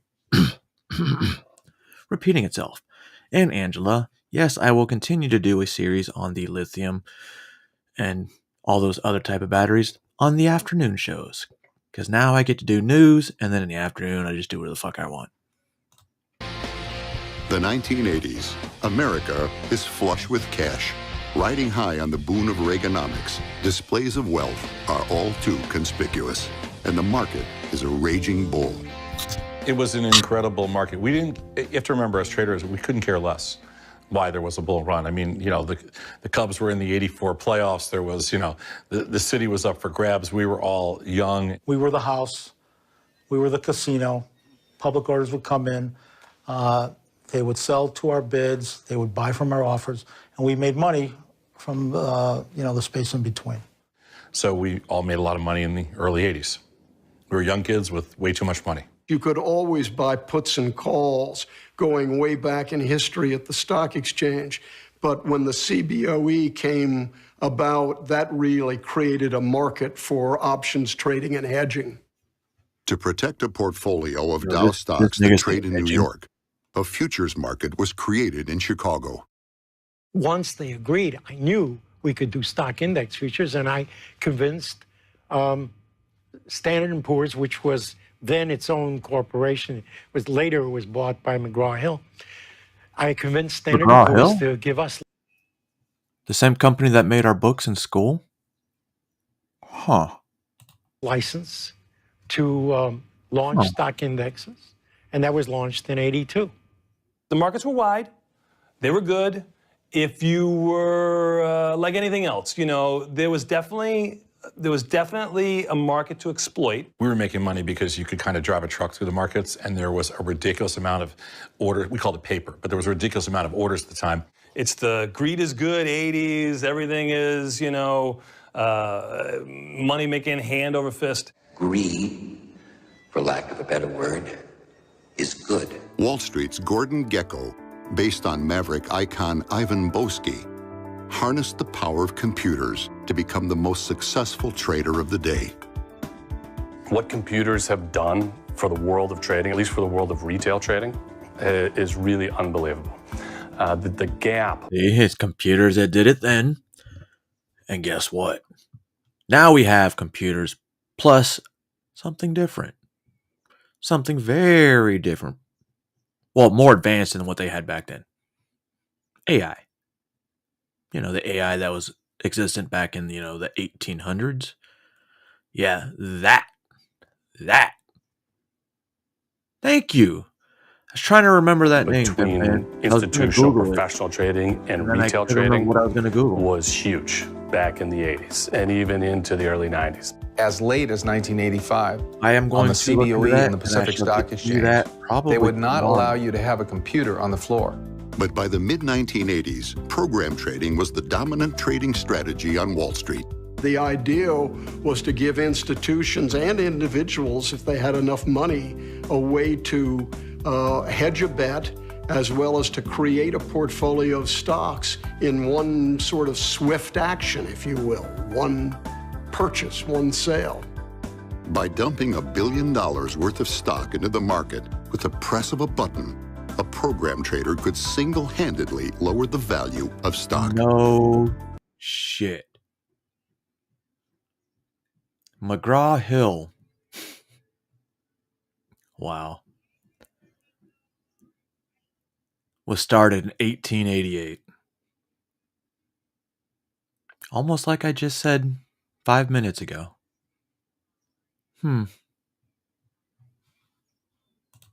If the stock was part of the Dow Jones Industrial Average, the transaction had the potential to move the Dow. So the Dow Jones Industrial Average represents an average price of a basket of stocks. In this particular basket, there are 30 different stocks, and each receives a weight corresponding to its price. So you're just taking the average of these prices for 30 companies. The Major Market Index is a group of 20 stocks that mirror the Dow. They're all very large stocks. You're looking at the IBMs and all the blue chips. This index trades at the Chicago Board of Trade. 17 of the 20 MMI stocks are also part of the Dow. The purchase of those 17 stocks would increase the Major Market Index and could also move the Dow. In the MMI, just go put large buy orders in or large sell orders into 20 stocks, and you could affect a change if your orders are big enough. Again, I'm so old that I remember when the Dow hit 10,000, it was a big fucking milestone. I'm that old. I just realized that. Because I remember when it happened, because I was watching stock markets for high school class. In the long run, the market's always bigger than any participant. But in the short run, you could probably move that index a little bit. On August 25th, 1987, the Dow Jones Industrial Average reached its peak of 2722. Taxes were low. Inflation rate was declining. Contrarians stated the market was overdue for a correction. In the aftermath of the 87 crash, analysts pointed to world events as the culprits. Wait. Most traders were not as convinced. Wait. Trade deficit? Possible war? You don't say. This was an era where we still thought news was relevant. When you're standing in the pits back in the day when everything was so busy and active, the markets move before you ever even see the news. So, I mean, we would have a news screen all over the pit, but you would never see that. I mean, you could never act fast enough. There's 400 people watching the same bit of news. There may be one order. It's not like you had access to it. Work on it has been the general philosophy for years and years at the stock exchange. I want to acquire a position. I've got a month or 2 weeks or 3 days, whatever the time frame is. I don't have to buy it all today. And when you hear somebody say, I want to sell it now, It changes something in your mindset. So even if you wanted to close positions out, your only avenue to lay risk off at that time was selling futures. And that's why futures got, I think, a little bit ahead of where the rest of the market was. The fact that people who were trying to implement the portfolio insurance strategies thought that they could sell futures at any time that they wanted.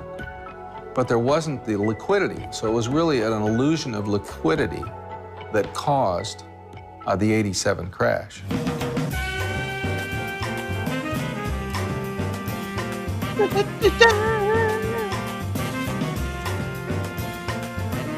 Yo, this fucking 80s, like, music like this shit reminds me of one, Leisure Suit Larry. And two, no fucking idea. It sounds like those 80s movies, like montage music. Or, I'm sorry, porn. Porn, forget out, porn. The stock market, we are told, is always delivering a message. The only trick is knowing how to read it. This week, the Dow crashed more than 235 points and set a bundle of other nasty all-time records in the process. Oh. Oh, wait, what? On Friday, October 16th, less than 2 months after reaching a record high of 2722, the Dow plummets 108 points, the largest sell-off in U.S. history. Friday comes, market's going crazy. You got to remember, I think it was 1984 was the first time we ever had a $50 up day. Now we got a $100 down day. I mean, this is a huge move in the Dow. Oh my Lord, did they know what they were doing? Was there any opportunity to liquidate some of the positions so we're not carrying it in over a weekend? And everything is going crazy. They're talking about implosion. It's Expiration Friday. On October 16th, Expiration Friday was my biggest trading day ever. I bet. Biggest, and when I say, I don't mean money that I made. I mean number of contracts that I traded. I got there that morning at 2:30 in the morning. We're behind the gates where they first opened for the SIBO. And the doors would open at 6 o'clock, and then we'd be able to go in at 6 o'clock and put a card down where we wanted to stand. Put the card down at 6 o'clock, came back in, never moved the whole day. My Friday was probably the busiest day I ever had in my life as a floor broker. I couldn't breathe. I was backlogged with orders. I was just trying to fill any order I could, the best I could, and move on to the next order. It was, I used the expression organized chaos before. That was chaos with no organization. The broker standing next to me at one point had an order. He had one order for 25,000 cheap calls to sell. There was another order I remember that he had with like 11,000 calls to sell. I mean, like a ridiculous number. That Friday was, to this, through the rest of my career, was the most contracts I had ever traded in one day. I made a lot of money that Friday, but I was more concerned about what was going to happen for the rest of my life. And I had this bid in for this seat, 260 grand, that was going to be worthless. I think that day, all of us that traded in a certain area of the pit probably traded the most contracts we've ever traded. And like screaming my lungs out, I think I saw pieces of lung fly out. Many investors believe the bottom of the market has finally been hit. They're wrong. We were going to Vegas that Friday night. This is how crazy it was. We're drenched in sweat. We never left the floor. We had our bags packed upstairs. And remember, you're 20, what was it at the time? Maybe 87. So that's 25 years ago. So I'm like not even 30, okay? And I'm sitting there on my way to Vegas, and you're not giving up your trip to Vegas. And then the plane was leaving at like 6 o'clock, and we weren't sure if we should go or not. And then, being the people we were at the time, we decided to go. We knew something was going on that weekend and something was bad, and we weren't scheduled to come home till Monday. Because we had a good day Friday. It was a good week. I've been watching. We weren't scheduled to come home till Monday. And so Sunday in familiar. Vegas, I was sitting there with a buddy, and we're at Caesars, and we looked at each other and go, we got to get home. It's come Sunday, and talking with Tom, and we decided, it's something's not right. It just didn't feel right. 15 minutes before the opening bell on Monday, October 19th, the New York Stock Exchange is bombarded with sell orders. We came in and we were absolutely convinced they were going down. $500 million worth of stocks are sold instantaneously. So on Monday, I come in flat. I have no positions, and the world is in chaos. JP can't buy them. 5 evens are trading, 6 evens and 7 evens are trading, 8 evens are trading here. JP with Merrill Lynch coming in buy side all the way up from 95 up to the figure 05. It's like stocks open 10% lower than Friday's close. Uh-oh. Everybody wanted to sell. So that meant some well-known companies couldn't even open for trading for hours. Exxon, the world's biggest oil company, didn't begin trading for nearly 2 hours after the stock exchange opened. IBM was an hour and 15 minutes late. Shares of Walt Disney couldn't even begin trading until 11:12 a.m. It all hinged on New York Stock Exchange. I mean, in today's world, we have electronic trading, so we don't rely on any one exchange for that. But back in 1987, it was all done manually through the specialist system, and there was really no other way to get those stocks open. Market opens at 8:30. We never really get to trade because we go through an opening rotation. At that time, it wasn't all electronic or anything like that. We actually had to go through the strikes line by line by line.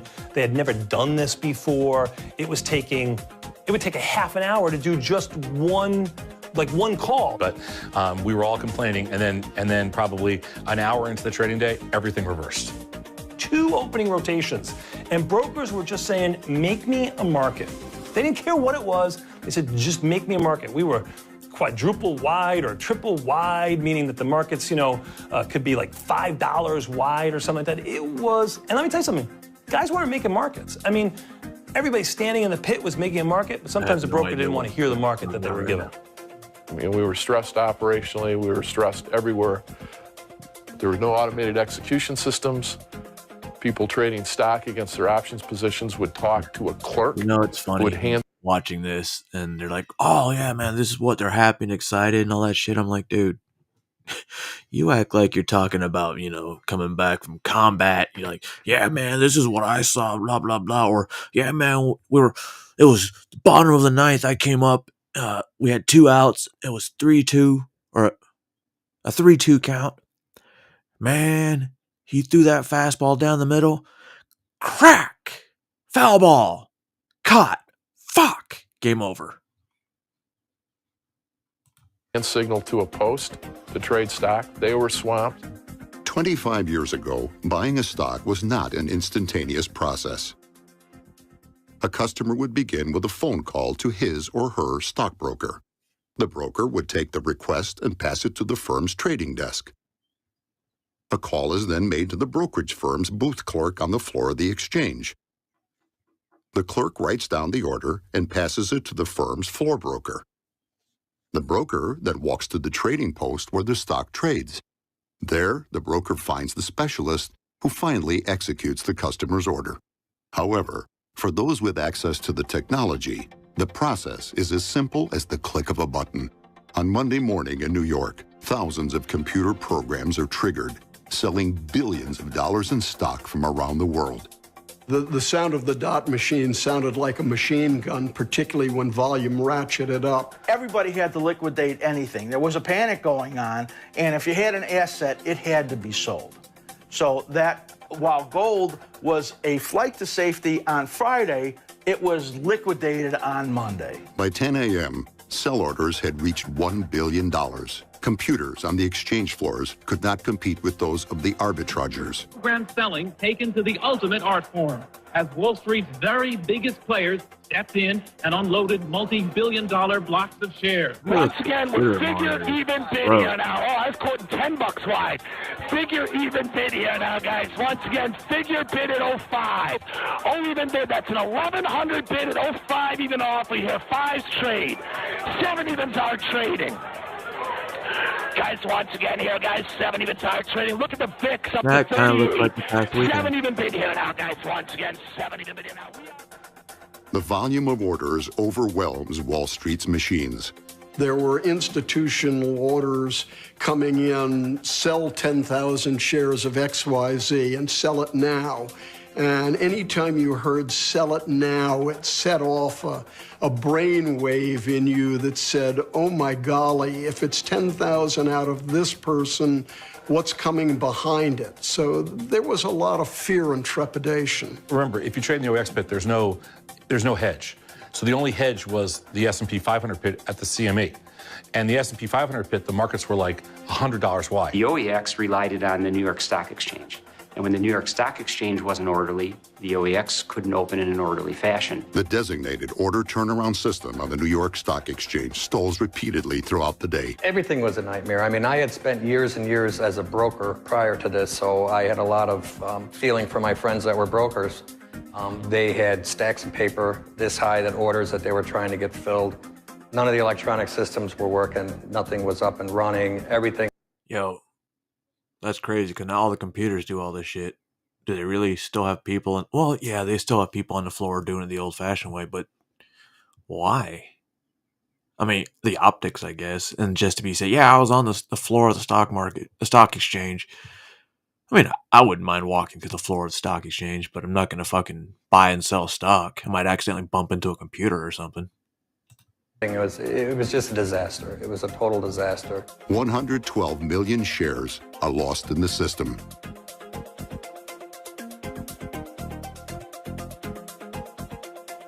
Four hours after the opening bell, there's pandemonium on the floor. 1:30, seeing people crying, running out of the pits, it was eye-opening. It was scary. Pulling traders out of the crowd, yelling, you know, I need to know what's going on. I need to know what your positions are. And it was like chaos. It was almost like a civil war kind of outlook there. That's how I felt. There was never Like a trade any let war? up. There was a constant barrage of selling. Everybody was in panic. The Simmer down, world was Rabbi. in panic. And whether you were in the stock market or not, you wanted to sell something, anything. And that was the kind of moment it was. Any hope of buy programs to rescue the market is gone. Traders who have been scrambling nonstop across the exchange floor are near exhaustion. 2 o'clock in the afternoon, there was a little bit of a bounce, and everybody started to think, is this the bottom? It wasn't.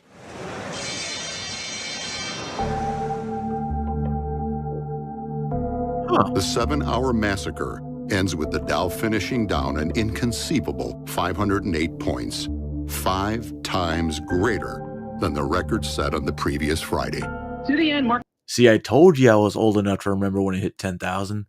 That bitch on Friday was like 40,000. I'm just like, wow. I'm old. But then again, fight me. Market analysts are steadfastly refusing to even mention that word crash to describe what's going on right now. Instead, they like to look at it as a correction that still has to work itself out. The market loses 22.6% of its value in one day, twice the percentage than any previous day in history, including the crash of 1929, the day that prompted the Great Depression. Okay, I was off by 7 years. I said 22. It was 79. Go fuck yourselves. The bell rang at 4 o'clock. They couldn't get out. The backlog was really basically people like yourself, individual investors, who said, gee, I put in an order at 3 o'clock to sell this stock. Did I sell my stock? I haven't gotten a report yet. I want to know how I stand. I remember at the end of the day, I sat down in the pit. My legs were shaking. I'm sweating profusely. And I'm freaking out at, one, am I going to have a job the next day? Are these trades going to clear up? Is this going to cost me anything financially? Is this business over with? Is the world coming to an end? I saw 2 grown men leave the pit crying, literally in tears. They knew they had lost everything at that point. Big rumors about what's going on. Everything they're doing is a rewrite. It's a rewrite. So what's the real truth? Government's going broke. We're about to experience another depression. I mean, really, it was crazy. I've never seen the panic level like I saw it that day. It's one of those days where, it's like somebody said, what days you remember? My mom said, Kennedy, when he was, you go through the list, and I know my list, and I was a little young when Kennedy was killed, so I don't remember that one. But this is one, for sure. One of the things that really sticks in my head after the close on Monday was, a lot of the guys were holding their heads on the stairs, but one of the guys I knew, because he stood there for a while, he was actually crying. He lost everything. When the bloodbath is over $500 billion of capital vanishes in a single day. There were some who managed to prosper amidst the financial wreckage. 33-year-old Paul Tudor Jones capitalized on the chaos of Black Monday to the tune of nearly $200 million. But for most, Wall Street was a disaster area. Did he know something? You were living in a house with a lot of security and a great big foundation. Right. Okay, and all of a sudden an earthquake hit. Okay, and then everything just crumbled. Should have built a moat. And now you're out on the street with nowhere to live. No, we had to keep our money at a clearing firm.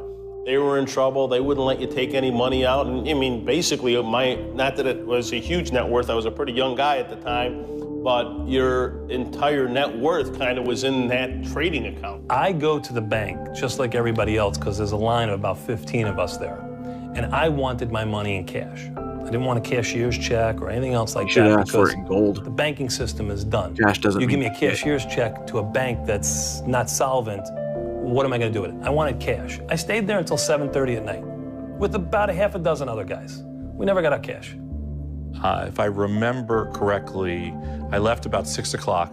I stopped at a famous Chicago hot dog stand, the Wiener Circle, on my way home because I lived near the Wiener Circle. Because I was like, I just had to get back to normalcy. So I stopped at the Wiener Circle, got like a burger or a dog, whatever it was, and nobody there cared. Like not one person was talking about the markets. So I realized, you know what? This must just be isolated to my little world. So I got my burger, whatever. That was my happy idea, and went home.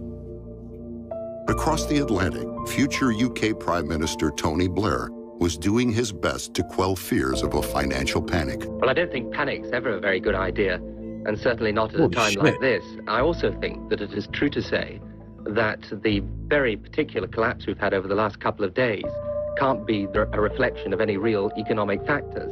But I think the real problem that we're left with, that anything that happens in Wall Street then reverberates right round the world. When I returned to the office, which was around midnight Chicago time, my assistant handed me the largest stack of telephone calls I've ever seen in my life. It was like this, you know, those little pink slips that record a call like this. The top one was Alan Greenspan. He had 3 calls on top. He asked me the Wonder why he had a critical license question, with his Globex. will you open in the morning? Interesting. Global list. Ha.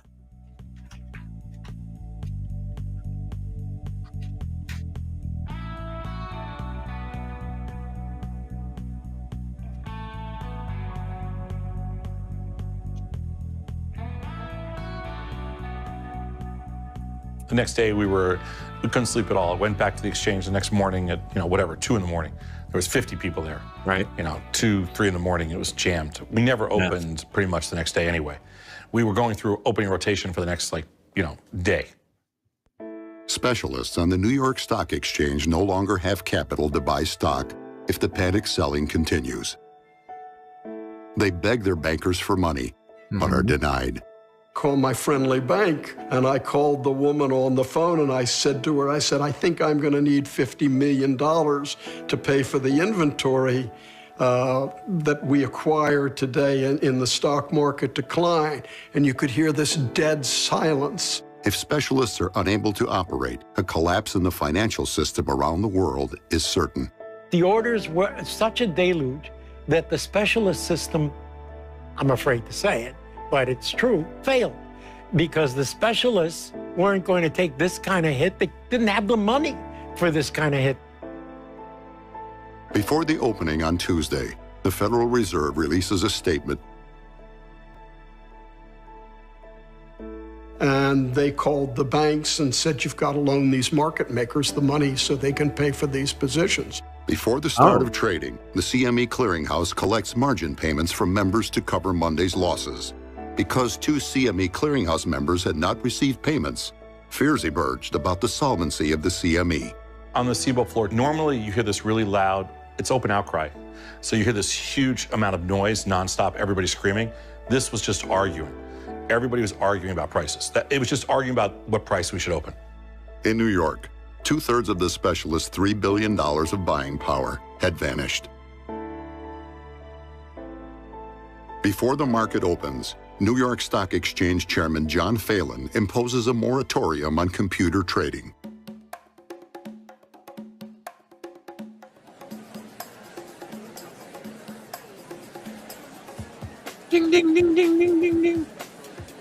Ring the bell. The market opens. 7% of stocks are closed for trading. Imbalances make it impossible for specialists to maintain orderly markets. The call basically went out for buyers, and you would hold up trading in a stock if it was going to open dramatically lower. The Fed's stopgap measures kick in. The Dow shoots up 126 points in the opening minutes. And they opened up like almost limit. They skyrocketed up on the opening. But the crisis is far from over. What happened is all the put buyers came in and bought puts. Now, I'm standing in the S&P 500 option pit. We're one of the designated primary market makers. We had a position on that was short major market index and long S&P 500 futures. By midday, 10 Dow stocks, accounting for more than half the weight of the Dow, are not open for trading.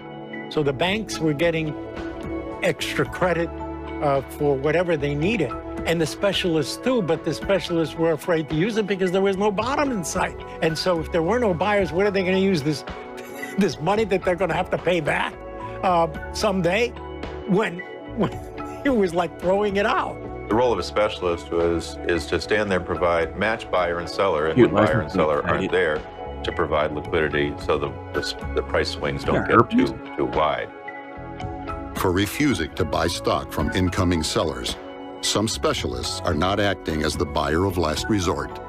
But yes, buyer of last resort, and yes, realizing that the stock exchange and the SEC were the regulators of last resort as well, and they were going to be all over us if we didn't perform.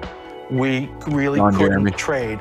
Positions or no positions, good amount of capital or not, it didn't matter. They were panicked. At that time, the rumors of that in fact the market was going to close, that New York was going to close, and more we heard that the Chicago Mercantile was going to close. The New York Stock Exchange, the heart of the world financial markets, was about to stop beating. I think that would have sent a very, very bad message to not only public but institutional investors that if you can't keep the marketplace open, it'll be even worse the next day, the day after that. So I think the idea was keep the exchange open, rotate around as they do in the options markets and other markets, and see how many stocks you could keep open and keep trading and see if they'd stabilize. The Fed's strategy has failed. There is an absence of buy orders. You're frustrated the whole day because, I'll explain why. Wait, because Reserve's you're not even standing there higher. on one side of the pit, and on the other side of the pit, they open up some puts that are $200 higher than they should be, and you're willing to sell them $100 or $200 lower, and you can't get any of them. The clearinghouses would not let you trade. The fires that they had to put out were so big that if you had no position and you were not one of their problems, they didn't want you to be one of their problems. Thursday, it felt like we were out of business. Like it felt like they were just going to shut the exchange down because there was no business. The fear spreads to the Chicago Mercantile Exchange.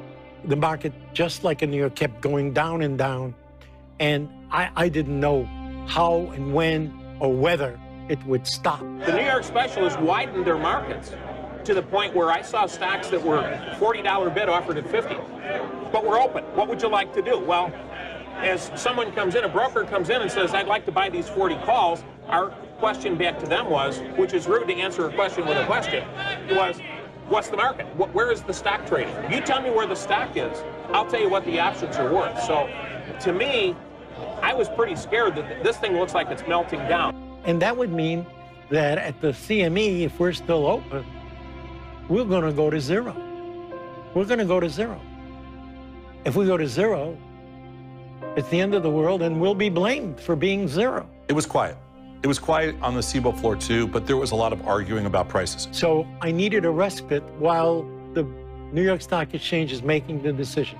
Bro, I was on the phone. Imagine how much money I could make doing pit fights down there. Like, all right, the winner of this fight gets the stocks. Ready, go. You have 30 seconds to knock them out. Around noon with John Phelan. And he said to me, he just finished talking to the president, and they are considering closing the market. So I tell the firm, I said, send somebody over to the library to find out what has happened on previous trading halts. And we have 19 people in the firm. We're at war. And I'm telling our firm to send somebody over to the library. At 11:15, the Merc is shut down. MMI futures, already at historical lows, plunge even further when options trading at the CBOE is halted. A few blocks away, the Chicago Board of Trade is still open. Here, MMI futures contracts are being traded. Finally, so the rumors persist. It's 10:30, it's 11:15. I say, finally I say, be long on the halt. We want to be long on the halt, no matter what. On the New York Stock Exchange, specialists demand that the entire exchange close and reopen 500 points lower. And the reason a lot of the stocks weren't open is because they couldn't find buyers. The specialists had bought all they were willing to buy or able to buy based on whatever their capital was. And the fear was, once you halt the market, which was unprecedented, that the market could drop and go, another 1929 here. And the market was closed for about an hour and a half. So there was no broker taking independent business in the major market index that mirrored the Dow. We've closed the market. So I personally had to go over and trade in that pit. With the New York Stock Exchange braced to shut down, the Chicago Board of Trade stands defiant. A broker realizes I'm the only buyer in the pit. There are 20 people. I'm the only guy that has a tendency that I will buy something. At the Chicago Board of Trade, a rise in the MMI creates the most incredible rally in the history of the financial markets. You're always a buyer and always a seller. There's always a place you buy and sell. So I tell them 285. I mean, it's just traded 290. They're trading, there's maybe a 288 bid, but they know that's not really real. So I give them a 285 bid. He says, you own them. And I go, They trade, I think they trade 287, 288, 289. He says, I'll sell you another 50. I buy another 50 at 285. They trade like a library 290 card back in the day. 295, and that occurred 3 minutes after the Merc had shut down trading. That trade occurred. So what happens the rest of the day? It just goes straight up. With an influx of 150 contracts in the major market index, the MMI rises. Since the MMI is so thinly traded, it soars from a discount of 60 points to a premium of 12 points. Or if the stock was at a discount, which was what happened in this case, they could buy the stocks and they could sell the futures. At the time, the MMI is the only major index still trading, with each point representing about 5 points in the Dow. This was the equivalent of a 360-point rise in the Dow Jones Industrial Average. It reaches a point where a huge profit could be made if the Dow stocks they represent are available for purchase on the New York Stock Exchange. And that caused the stocks to reopen because suddenly there were buyers. All eyes in New York notice the rally in Chicago. Traders demand to buy the Dow stocks that are represented in the MMI. Really? If I know that the stocks, the MMI stocks, are trading at a 60-point discount to the future, I'm buying stocks and selling futures until that relationship comes back into line. It's... I had a conversation. Well, not really a conversation. It was I guess you're a Nazi type response that I got. Told them that, hey, this is the perfect time to buy stocks because all you guys complaining about the rich getting richer, this is how they're getting richer. And now that things drop, and I said yesterday specifically, you guys should buy stock. And I got called a Nazi. Well, they probably would have made some money on opening markets, but whatever. I'm retarded. They're college educated. I know nothing about economics of the stock market. free money if you have the guts, the capital, and the ability to make those trades. Specialist firms relent. They remain open for trading. A furious rally ignites, catapulting the Dow skyward. And suddenly although I'm glad I didn't take my own advice and buy Ford stock because, well, it's not really, it wouldn't have helped me. Buyers came in. Companies were announcing buybacks. There was a dramatic number of announcements out of corporations who thought their stocks were ridiculously cheap, announcing buybacks, and that probably had a fairly good impact as well. By day's end, the Dow posts a record 102-point gain. The crash of '87 comes to an end. Euphoric. The mood was euphoric. The mood was, gee, I can wipe my brow and I'll live to play another day. And I've kept my candy store open and I've done what I was supposed to do. Missiles were down, and then all of a sudden a big buyer comes in, starts shooting them right back up. It was like euphoria had hit the floor. Everyone's like, oh my God, this isn't a crash. There are buyers here. We found the level.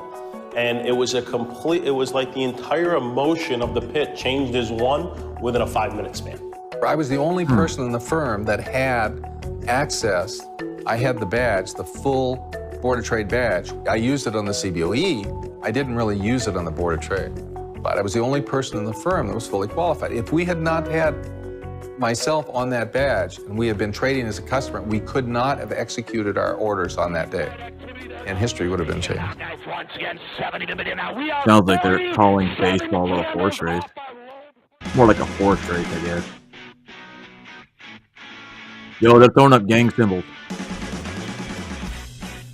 On October 20th, 1987, at 11:23 a.m., a market meltdown was averted with the purchase of 150 MMI contracts. Oh. The rumors were even more prolific after Tuesday, when everybody was trying to figure out who the buyer of last resort really was. Was it the Fed coming in? Was it some major bank coming in? Was it some bright individual mutual fund that came in and said, this is the place where I'm going to stand up and commit my capital? We knew there'd be a lot of finger pointing and that we were in for a battle of our lives in terms of were we the bad guys or the fall guys or not. But at least we knew that the world didn't end.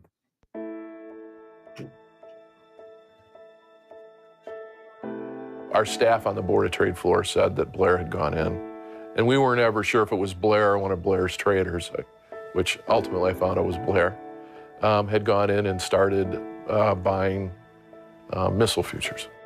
Oh, shit. I was in the right place at the right time. I provided liquidity, made an offer that was probably, I bid, that was probably not too rational. Maybe for some other reasons that I felt that we, on a halt, if they are going to halt, this is a good buying time. Blair was the man, I believe, who came in and said, here's the level, went on to run one of the most successful trading firms there was, obviously a brilliant guy, saw the value, went and bought it. Turned out to be beautiful, but it was just amazing how you could see hope sort of come back to people. It's like, all right, let's trade. It's time to have some fun.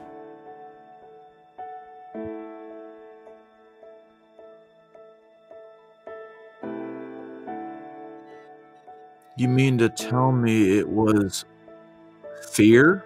Things kind of stabilize a Driving little bit. the market? We actually start rallying into the rest of the week. That seat that I bought for $260,000 is now back to $360,000 in a couple of weeks, and it never sees that price again for about 15 years or so.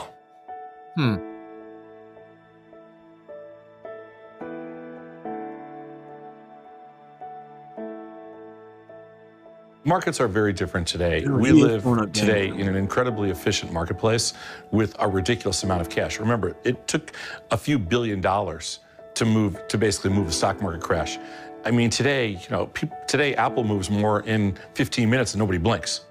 And I think that with size and with quantity comes some kind of control. It's much harder to move a market that's bigger. It's like anything else. You have a rowboat, you can turn it on a dime. You have a steamship, it takes a while to get it to turn. The advancement of technology has dramatically changed the world. What's funny? A lot of the hot stocks right now are all tech companies, minus Ford. I don't know why Ford's still up there. But yeah, a lot of the tech companies are seeing a profit today. World for today's traders. I'm always curious with all the electronic technology we have today, How would it have been if we had that technology then? Would it have been smoother? Would it have been easier? We have such a big, broad, deep market.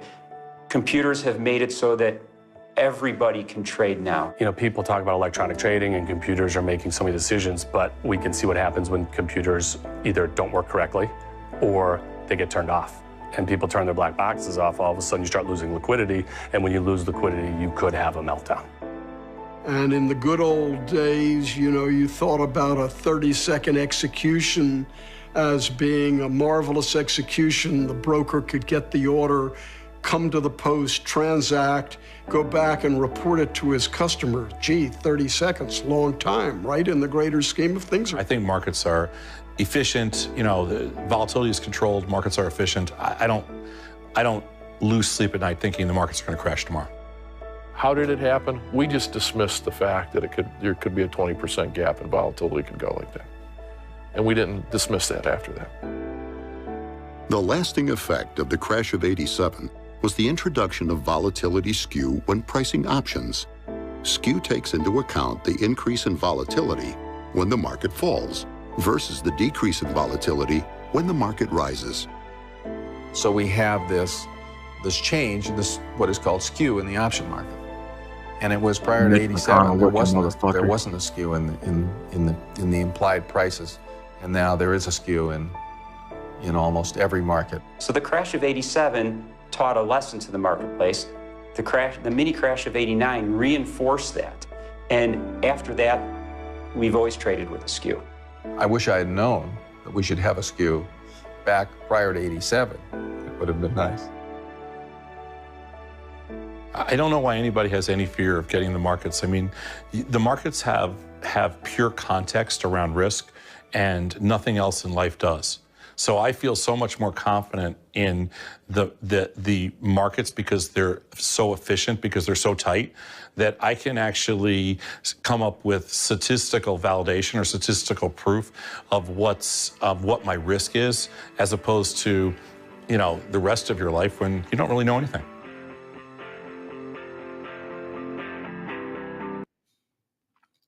And this is why history is important. In the past 100 years, this is the third time. Very similar. Very similar. And it's the market that does it to themselves.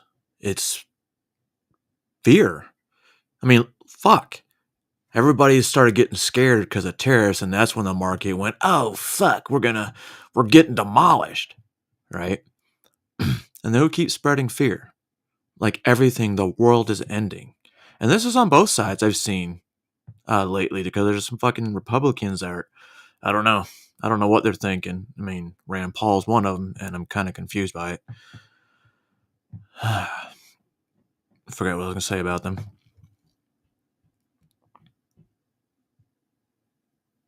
I don't know. Forgot where I was going with that. But the market is driven by fear. And the world was like, oh my God, tariffs are going to fucking destroy everything. So obviously we had that drop on Friday. Then we had that massive drop yesterday. And just like in that documentary, it goes up. It's going to fluctuate. It's going to go down. But then it's going to have that massive rise. 'Cause remember that guy said that for when that one stock or whatever he fucking said, it hadn't dropped that low in since 15 years. And I'm pretty sure that's when this documentary was, because it's 8 years ago. So at that time, 15 years, he hadn't seen the market drop like that, period. So 15 years ago. Well, 15, 16, 17, 18, 19, 20, 21, 22. 22 years ago. 23 years ago. Yeah. So fear is the whole reason people get controlled. Look at the elections. The elections will tell you exactly. Hey, how'd you know I meant Rand Paul? Oh, I did say Rand, didn't I? Don't believe in what the media tells you. Like I've always said, just pay attention. Pay very good attention. Some people will bring up history, but they won't be like, oh, this is what happened. They'll be like, well, check out what happened in 1987, which, you know, I've put that on social media, but I already knew what happened in 1987. And then you realize it also happened in 28. Not 2028, 1928. And well, yeah, that caused the Great Depression. You know, a couple years of hate in the world. But then the boom. And I think with luckily today, everything's on the, as that guy doesn't like it, but everything electronic now. I think that's way better. Because stocks can be traded like within a blink of an eye. I could do it like I've been doing with Bitcoin. Yep. Yeah. Anyway, ladies and gentlemen, boys and girls, and children of 18 and above, I don't know how people under 18 get in this unless they're lying about their age, because this is pretty much set for 18 plus. Anyway, I don't know why I'm talking now. I'm going to go look a little more stuff to watch and look at, especially McGraw-Hill. And then this afternoon, later, maybe 5, 6 my time, we'll do another informational piece on dangerous and the advancements of batteries and how this world could be moving to make them actually more effective and safer. Now, with that being said, I'm not telling you how to think, just telling you to think. And I hope y'all learned something this morning or, you got a refresher. Sometimes refreshers are there for a reason. And McGraw-Hill, you're probably one of the reasons people forget about this shit. Yeah.